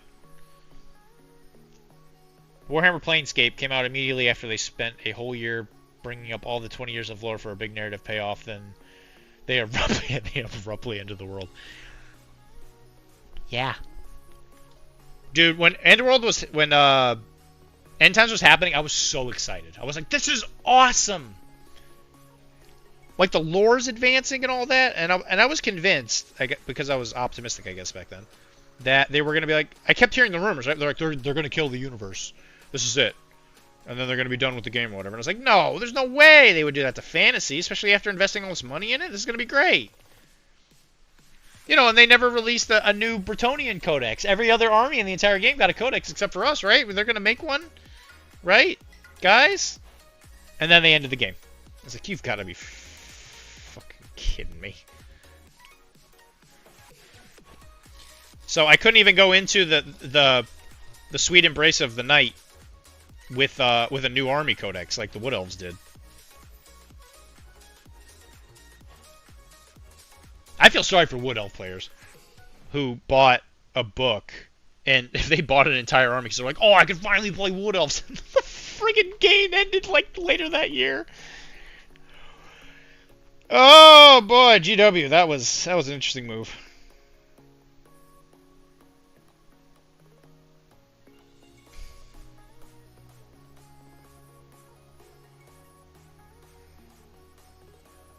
And now it's back! Yay!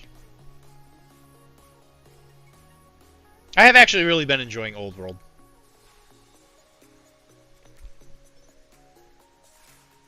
Every game I've played of it has been against dwarves, which is a bit of a drag. But it's nice to, like, be back.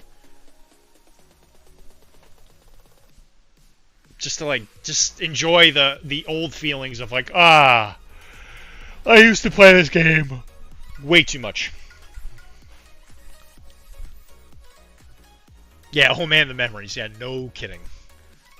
Holy crud, did I play a ton of Warhammer Fantasy. Every Wednesday.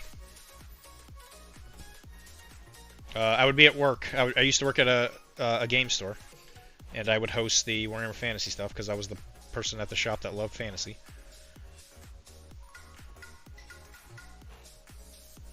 I was a different person back then, that's for sure. But it's fun to be back. I used to kind of take the game maybe a little too seriously, but coming back to it now and not having those same kind of emotional attachments to it, I was like, yeah, this is a lot better. Game's in a good-ish place. I think it's not perfect by any means. I think they need to tone down heroes on monstrous creatures a little bit. But overall, the game is it feels good.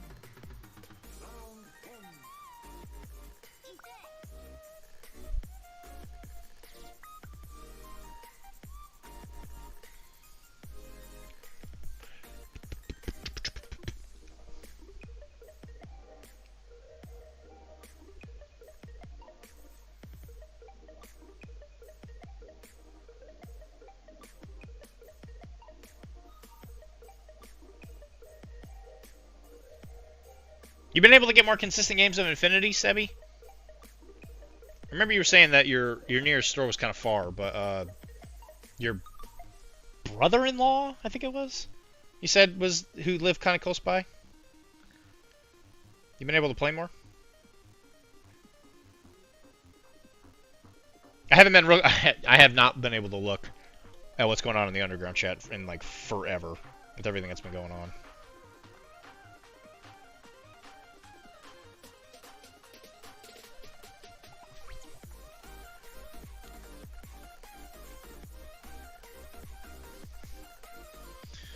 So as an example, here, this is one that before we do the full highlight, and then the rest of the armor is like super bright compared to it.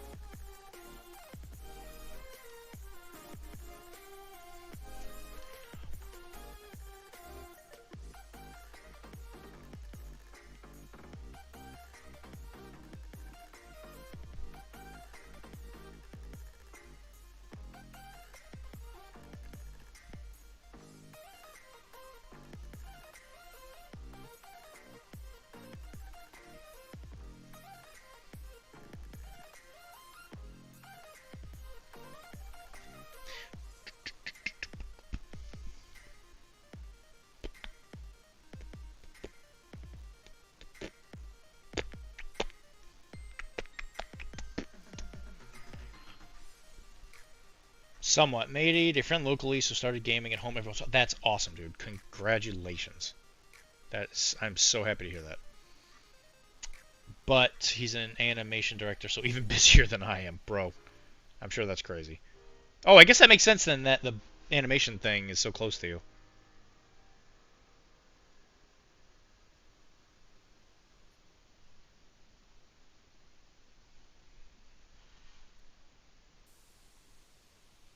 Well, good.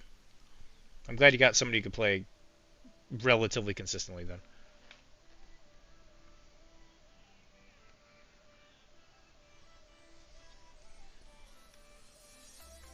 Vancouver's West Coast Canada, right? Ontario is what's above me? Because I'm in Boston, right? You're on the other side.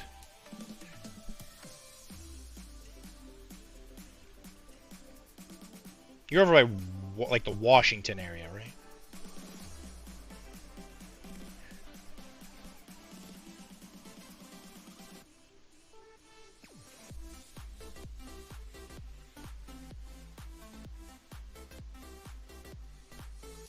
Because I was saying, me and Kara have been meaning to go to Canada. Yeah, you're above Seattle. Yeah, you're, like, way on the other side. Me and Kara have been thinking about going to Canada, and since we're on the other side, we were thinking of going to Mini War Gaming. Or I was, anyway.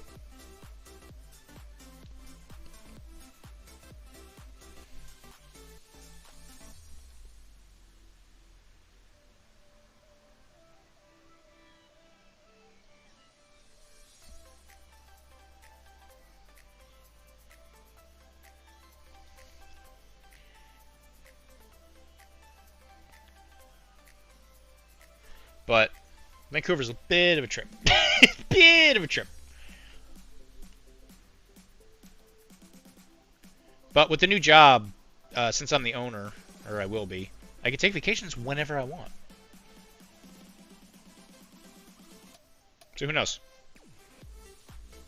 The first big vacation we got planned is for New Orleans, because there's a Arachne fan down there. Weasel. Who, he's a big, like, community leader in that area, and we were like, yeah, if we come up there, we should, like, we'll come up on, like, a day you guys are doing a tournament or something. And he was like, we'll just host a tournament on whatever day you choose to go there. I'm like, that's sick. Sick.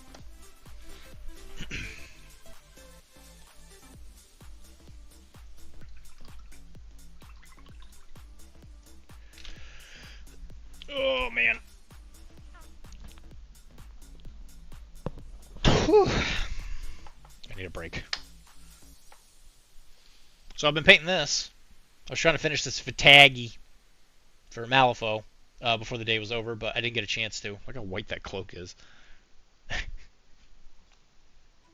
She's coming along pretty good. I got to do a couple more things, and then I think she's done. I just got to base her and seal it up. I love models that just paint. You just paint them and you're done, and you're like, okay. And then after we are done, sorry, there's something like bugging my nose. And then after that, we're gonna paint some chibi-style Predator models from the movie Predator for Ernie. These won't. I can't imagine these are gonna take that long. I say that. But we're gonna do chibi style, so it's gonna be super high contrast from a specific angle. So we'll probably aim the light from the upper right, come down, do like a zenithal highlight, make this super bright, and do a very, very strong highlight and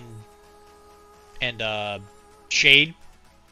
And then you mess with the midline just a little bit, and it kind of just wiggles into greatness. So we'll probably be doing these next.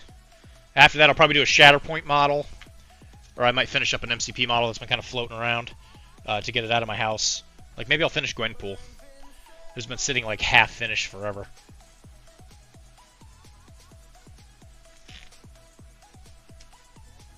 I did go back and touch up Finnegan a little bit. I actually made his wine spill a little bigger.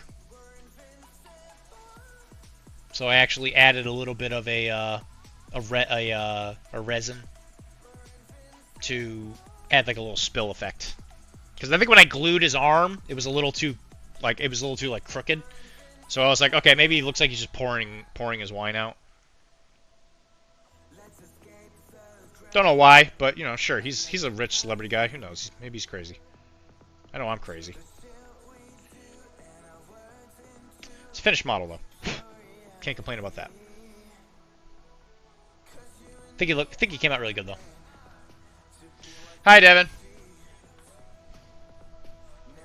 I had to take a break. My neck is killing me. Okay, so we need pure white. And then after I'm done with this, I think I'm going to throw this paint sheet out because it's looking rough.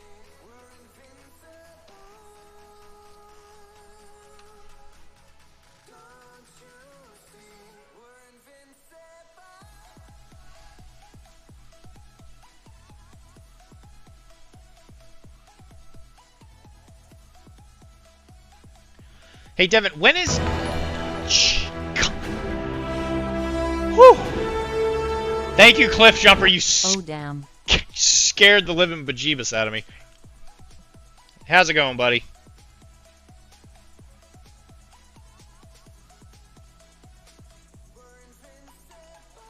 How's it going in the lap of luxury, baby?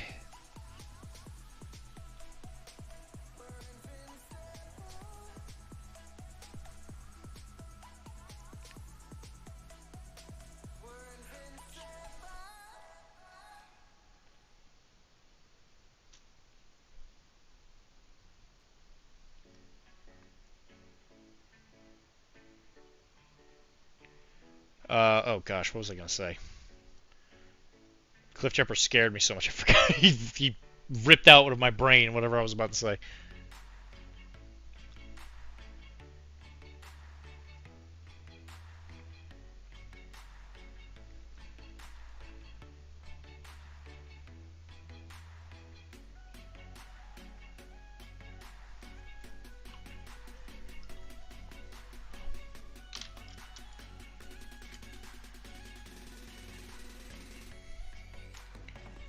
What you been up to, Cliff Jumper?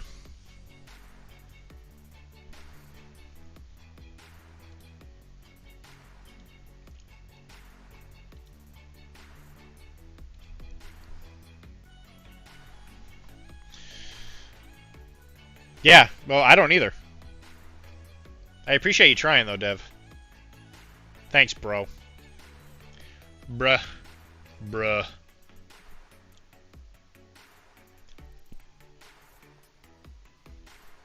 Come on. You can do it. There it is. Oh, actually, I think I got a text I gotta answer to.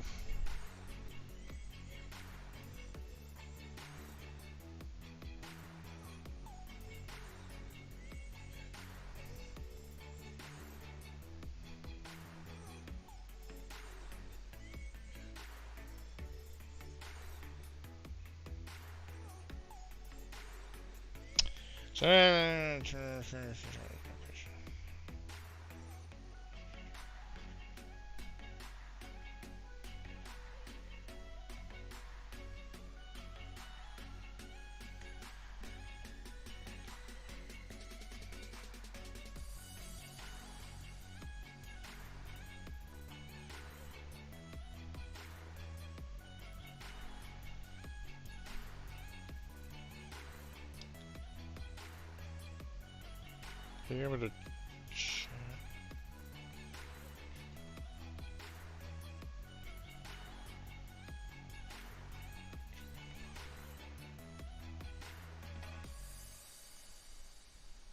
Sorry, I got work things I gotta do here.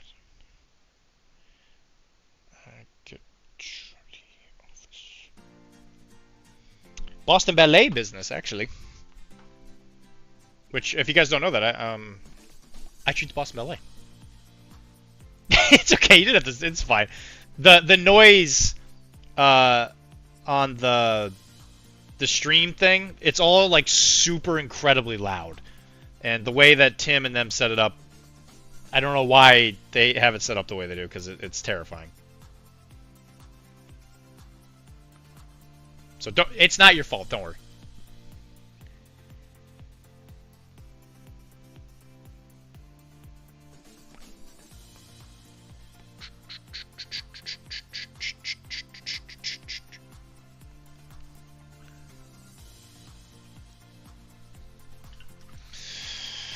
I've attempted to tap into our adopted familial telepathic connection, but my lizard brain, bird brain wasn't getting at it. It's fine, dude. I mean, no one can be perfect, right? Except me.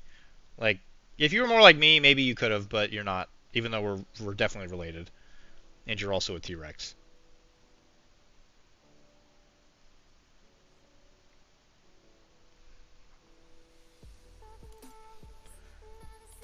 Yeah, I definitely forgot what the heck I was trying to say.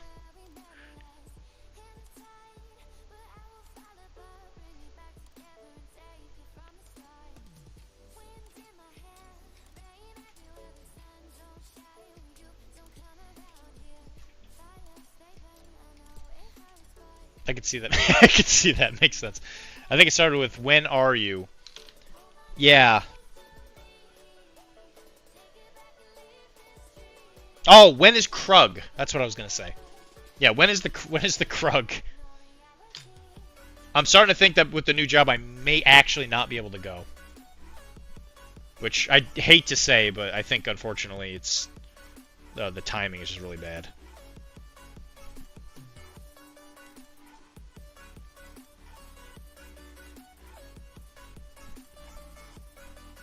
Because it's like August, right? You were thinking of episode ideas for your podcast. I mean, dude, let me tell you, I'm at the point sometimes where I'm just like, I don't know what we are going to talk about this week. You were thinking of episode ideas for... Oh, I'm sorry. You guys are both blue. It threw me off again. You were thinking of episode ideas for your podcast. So, Wilmar has actually been considering doing his own podcast, which I am super proud of him for. And he wants to do a podcast that is very, like, it sounds like, I don't want to say this and make it sound like pretentious, but like kind of flavor of the weeky. Like just kind of like, yeah, I played this game, this is what I want to talk about. Yeah, dude, it gets bad. Like the first like 30, I was like, yeah, this is easy. Whatever, I got plenty of stuff we could talk about. Now I'm just like, oh god, what are we gonna talk about? And then you like certain people make fun of you if you don't do certain things. So like Tizzy makes fun of me if I don't have Adepticon people on after a certain amount of time, and then I got like other people I'm trying to talk to get them to come on, but then they're like really dragging their feet. And you're like, I think this is going to be this week's episode, and then they're like, oh well, I can't come on because I got to sit on my butt, or my dog is going to a gynecologist or something. I'm like, all right, whatever. I just give up on them. That's a better sales pitch than what I had. Yeah. I don't think it's a bad idea. You're just kind of like, yeah, this is what I wanted to talk about this week. And I think in a weird way, that's kind of a big advantage to like me and Devin. I mean, I was willing to jump off the track. I'm on episode 65. It's rough sometimes. Yeah, I bet. I could imagine. So, because you're I always say, I know you do the Shatterpoint one. Are you weekly or are you bi-weekly?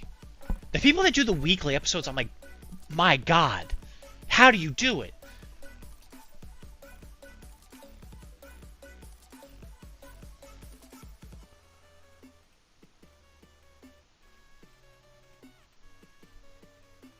I want to say, you do, yeah, that's right. I was going to say, I remember you saying you do weekly. Bro, that is insane. So, like, I know with, Wait Did I Roll a Wild, like, Tim survived off of just AMG announcements for, like, almost like a year. I even told him, I was like, my dude, eventually this well is going to dry up. What are you going to do? And he's like, yeah, well, maybe don't worry about it then. And it dried up, and he didn't do an episode for like 2 months. I could record that off him, but I wouldn't have much to say. That's kind of what I'm thinking. Yeah, regular releases isn't too bad. You just got to give yourself time.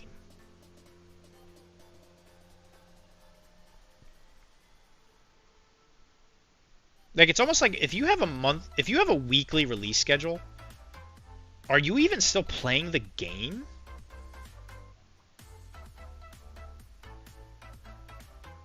Like, I'm blessed that I have Kara, who doesn't, like, care, like, if I'm home or not. But, like, I imagine people with, like, families and stuff, when they have, like, kids or, like, loved ones and stuff, I'm just like, my God. It's not that bad because me and my buddy just talk about the casual gameplay we have and community building stuff we do. Yeah, and that's like a great, because it's not like super like topic specific.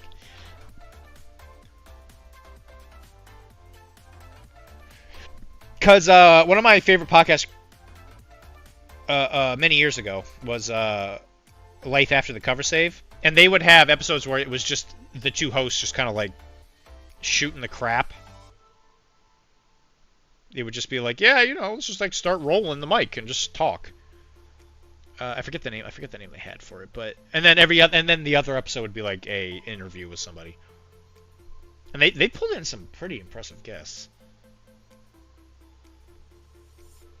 Like they had Sam Lenz on a couple times, like really high profile people. Also, podcasts don't tend to have a ton of cleanup needed from my experience. Yeah, unfortunately, with our show, me and Kara are both kind of we're kind of prickly about our audio quality. So we definitely edit. We do a lot more editing than most other people do. Thankfully, Kara really likes doing it, so I'm just like, here you go, you can come in and do that. But I do all the other work. I do all the marketing, or not the marketing, but the like finding guests thing, the networking. Also, podcasts don't have a ton of cleanup experience. Yeah, because you just drop it pretty much raw, don't you? Which I have noticed the past couple episodes, there'll be like a part in it where I forget which episode it was. I listened to one of them just recently. I'm slowly catching up with Metachem. There was an episode where you guys were like talking, and then it was either you or Ian were like, "Okay, we got to cut this part out." But there's this thing. It's like a complete part of the thing you didn't cut out. I was like, "Uh-oh, forgot to cut that out."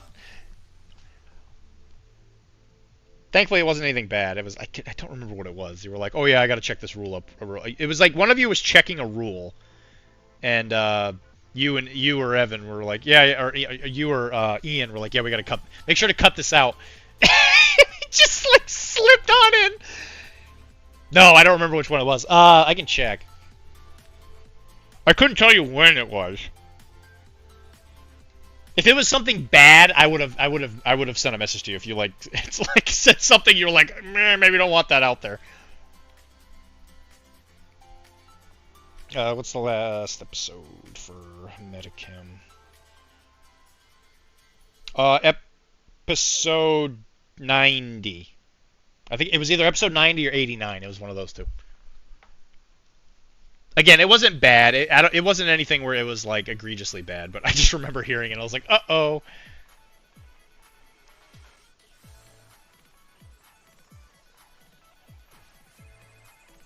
Because I'm on episode 90. I'm on the SLS wrap-up thing. I had a lot of stuff I had to listen to, so I'm slowly catching back up with the gaming podcasts. There's a couple chiropractic ones I couldn't put off.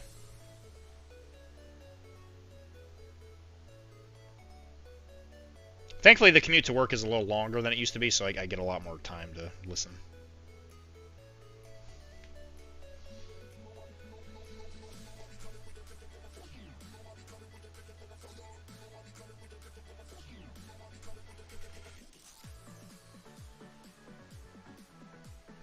And tomorrow, I'm going to New Hampshire.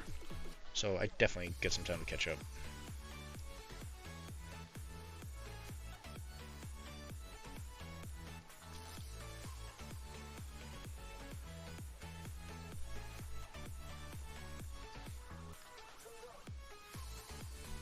Yeah, it was the JSA one. Yeah. I will admit, I know that the purpose of those episodes is to be, like, low-key, be like, yeah, you should play this army. When I listened to it, even I was like, maybe I want to start a JSA army? I think that'd be really cool. That'd be cool. I can play a little bit of JSA. And then I looked at my paint desk and I was like, yeah, I don't need more stuff to paint, that's for sure. But JSA will be an army I get eventually.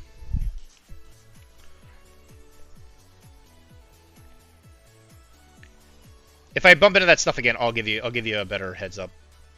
I didn't. If it went through, I was like, I guess they don't really care that much. But yeah, with me and Kara, there's not a part of our audio we don't listen to. We take out lots of ums. We take out a lot of the breaths.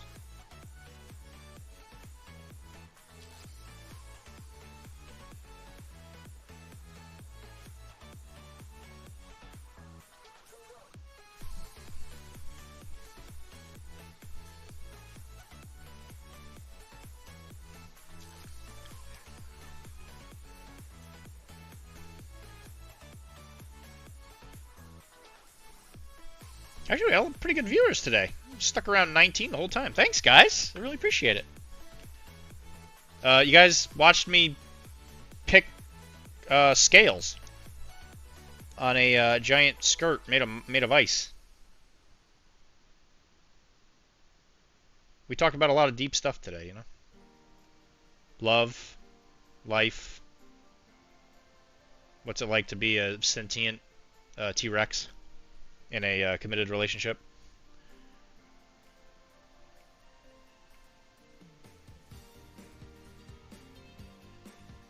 Also, did you answer the question about when Krug is?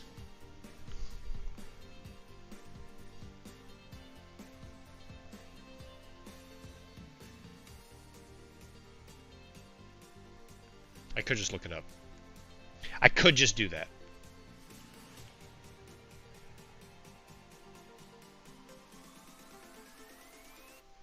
Because if my paychecks start improving, I might try and go, but...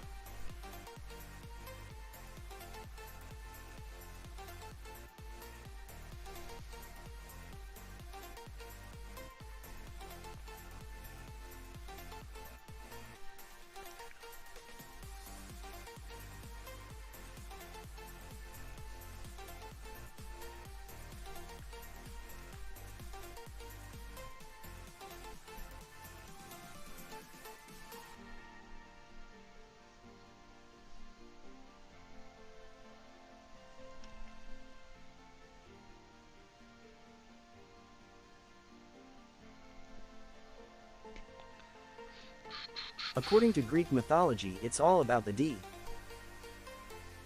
In more ways than one. That's true, Cliff Jumper. That's very, very true. So yeah, Cliff Jumper, I'm glad your show's doing as well as it is. You must be excited about all the new announcements at Mini Extravaganza. Like, I'm not a huge Shatterpoint guy, but there's a couple of them where even I was just like, you know what, that actually, like, that sounds pretty sick. Yeah, anything involving Zeus most assuredly involves the D. I wouldn't say Hera is the most wonderful of Greek gods, but I feel sorry for her having to deal with all that.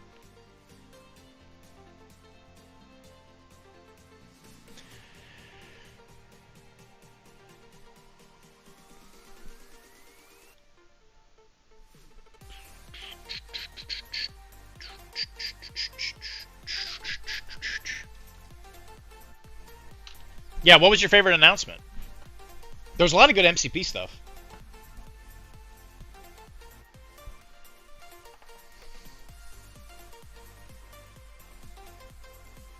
Because what they announced, well, I guess Thrawn was kind of sort of already announced. Delta Squad is in there? I thought that was cool.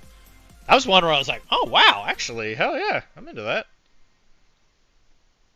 I love that game. Public Commando is a great game, which also makes it lore. The fact that it's in Shatterpoint, since it's controlled by Disney, means that the video game was canon, which is kind of wild. Which I don't think there was really that much that happened in the game that changes much, but you know, whatever.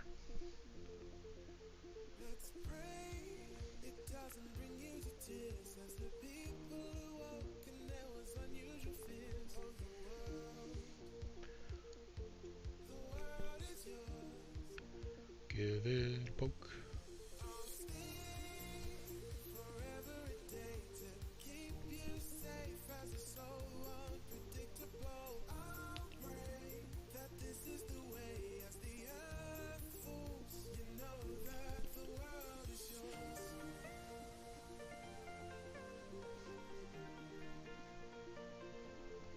That's right, Rogue One. Yep, I forgot about that. Because one of them is like Andor specifically, right? And the other one is the movie stuff, like whatever her name is, Jen. The monk, the Force monk guy, and the heavy, like the heavy guy, the one that used the heavy weapons, and then one of them was the TIE pilot, right?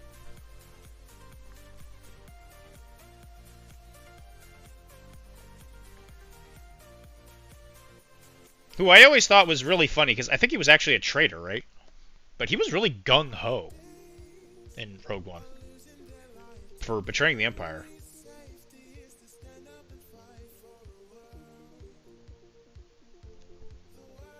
If I'm remembering that movie right. It's been a little while. 3 boxes, one's Andor, one's Jen, and the other one's the villains in it. Yeah. Which, from what I understand, director is just like a guy with a lot of supports, right? And like the secondary is like a squad, as opposed to like a guy, because he's just like a swarm guy.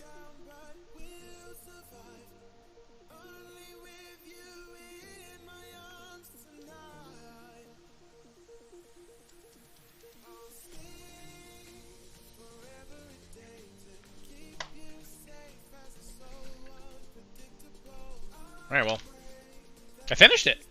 I finished the ice. And then after we're done painting this, we're going to hit it with a gloss coat, which will tie it all together, and it will enhance the dark spots and enhance the light spots, which will make it look really icy. And the glossy varnish will make it look like ice. So generally speaking, a lot of this stuff is just going to get repeated. This model has a ton of leather for some godforsaken reason. So, I'm not gonna do it on Twitch on stream, but because like next week we're working on. I saw people typing. I'll be there in a second. I just gotta do my spiel here, but we're gonna paint him next week. He's gonna be mostly white. He's gonna be a big white bear. I might try and do some of this before stream. Like I might try and work on the white a little bit, just so you guys don't have to stare at me do white yet again. And then we'll just like kind of start working on some other stuff. Obviously, we're gonna do similar stuff for all of the metal. It's gonna be for the northern tribes. It's all gonna be the metal. This like ice metal. Maybe we'll even do a frostblade. Actually, when I think about it. But we'll work on all that stuff. It's a pretty simple paint job. It's a fantastic model, but there's nothing on it that's like especially too complicated, which is perfect for me. Absolutely, one of my favorite things about models is when they're simple. Just enough detail to make it really, really super interesting, but not enough to make it just like a drag. So we'll work on this next week. We'll probably stick to pretty close to studio paint job because this is a special character in the game that's probably going to get used a lot. I don't think I'll play Northern Tribes that much, but I'll have it for other people. It'll be for the demo. So that's next week. I'll keep working on them. Maybe I'll finish them during the week. Probably not. I got a really weirdly busy week. So I doubt I'll finish it, but I guess there's always a chance. And there's a lot of other stuff I gotta get done. The Malifaux stuff around here is really gonna take off here soon. I'm pretty sure this is just a big club. So I might be doing stuff for that. I don't know. Who's to say?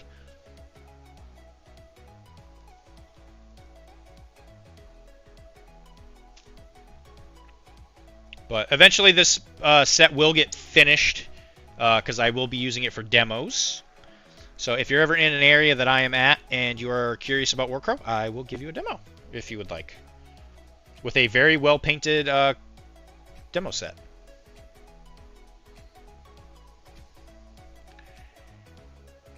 I'll probably be giving demos at Captain Con up here. I was asked by some of the people in charge of it if I'd be willing to do it. And I was like, of course. I would love to help out CB in any way I can. If you are interested in a new game, this game does come out next weekend at Gen Con. It's a very fun game. It plays a lot like Legion. There's definitely some MCP in it. There's a little bit of Shatterpoint in it, which I think a lot of people in here could really appreciate. And if you want a fantasy game that isn't big armies hitting into each other, this is a fantastic option.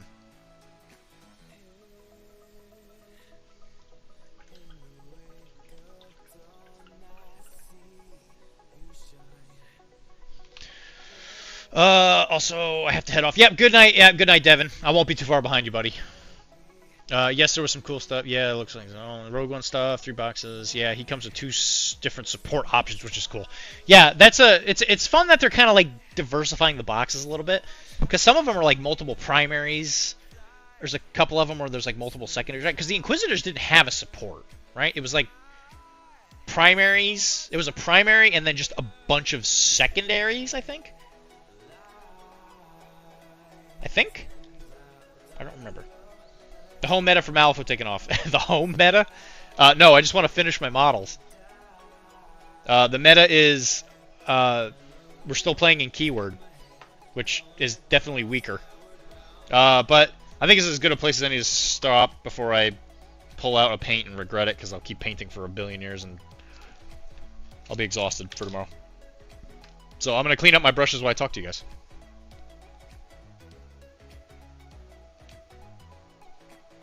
And I'm going to throw this paint sheet away.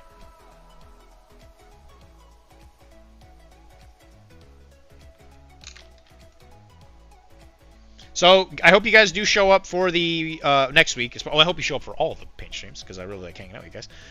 But if you want to see how to paint a chibi, make sure you show up 2 weeks from now. My hope is that Sunday I can finish one of them, and then Monday I can finish the other. I've also been told that I need to start a throne account or something like that, where there's like, you can buy gifts or whatever.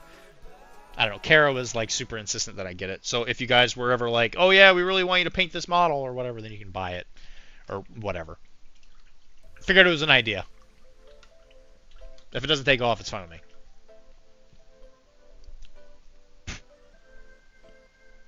Because I know Taylor got a couple things. He had something similar, and people bought him some hobby stuff that he needed, and I was like, well, that'd be nice if I didn't have to pay for that. Yeah. So good. So good.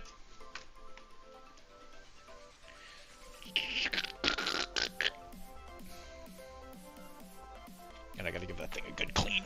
Thankfully, I got my bathroom back. There was an issue with the electric pump in my house. So, apparently our bathroom kept getting clogged. Because apparently there was like some pump or something that wasn't working correctly.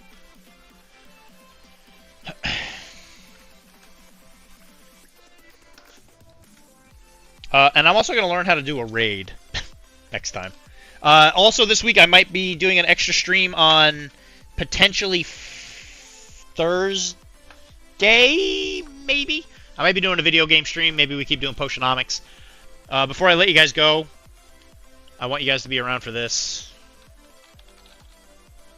One of my greatest joys in life is Pile of Potential. I love this website because it helps me keep track of what I'm doing.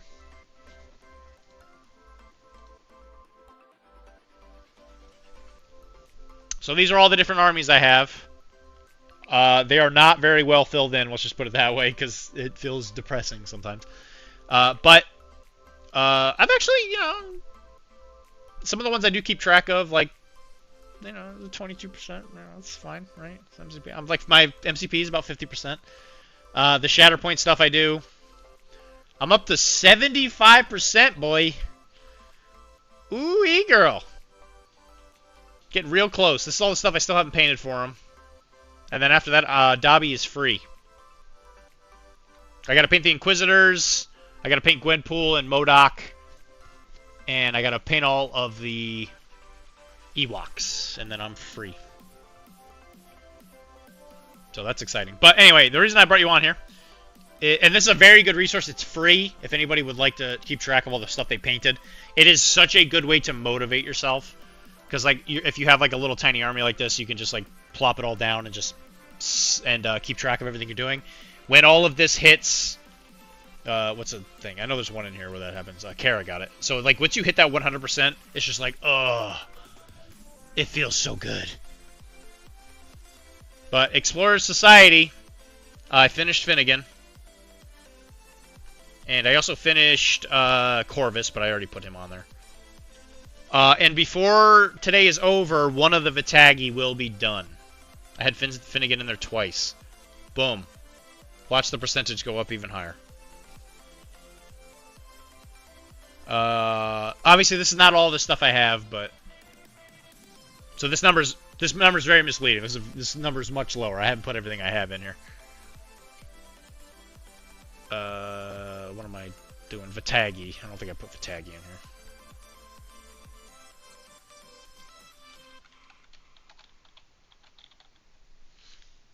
There are technically 3 of them, so I'll do this.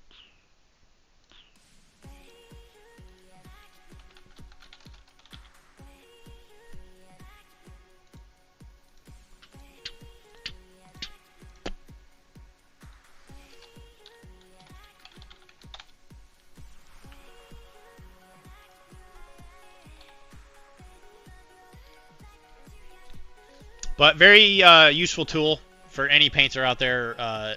Pile of potential. Huge fan of this. If you're looking for a way to keep track of your progress, it's a fantastic way to do it. It's also a really good way to keep yourself under control.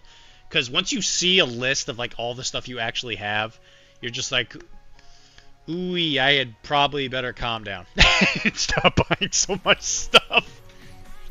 So, yeah, there you go. But guys, this is where I'm going to leave you. I need to get some sleep for my big job. Because I'm a working man. I love you guys.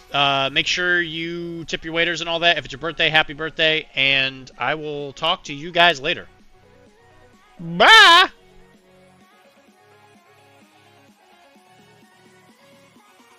Protein? According to Greek mythology, if lunch options are chicken meat or German sausages, you have to hope for the best, but prepare for the worst. Don't hate that. Don't hate that.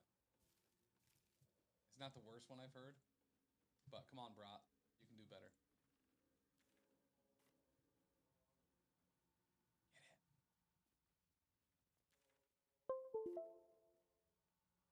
Oh, so this is just kind of its own, like, little secluded part of the beach.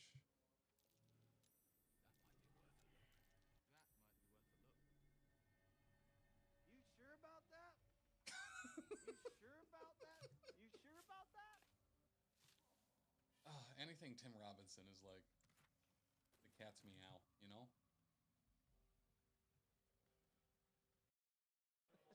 Just wrote a Christmas nursery rhyme for you there. Write that one down. We'll stick it on your Christmas tree. Right, clip it. Thank you. We haven't seen Wraith yet today. He's supposed to be busy this weekend. Yeah. All right, back to Arthur. He's got Thanos, Groot, and Star-Lord left, I believe. Yep.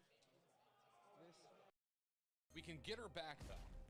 According to Greek mythology, Tim is a 16-year-old with wings made of wax. What a nerd.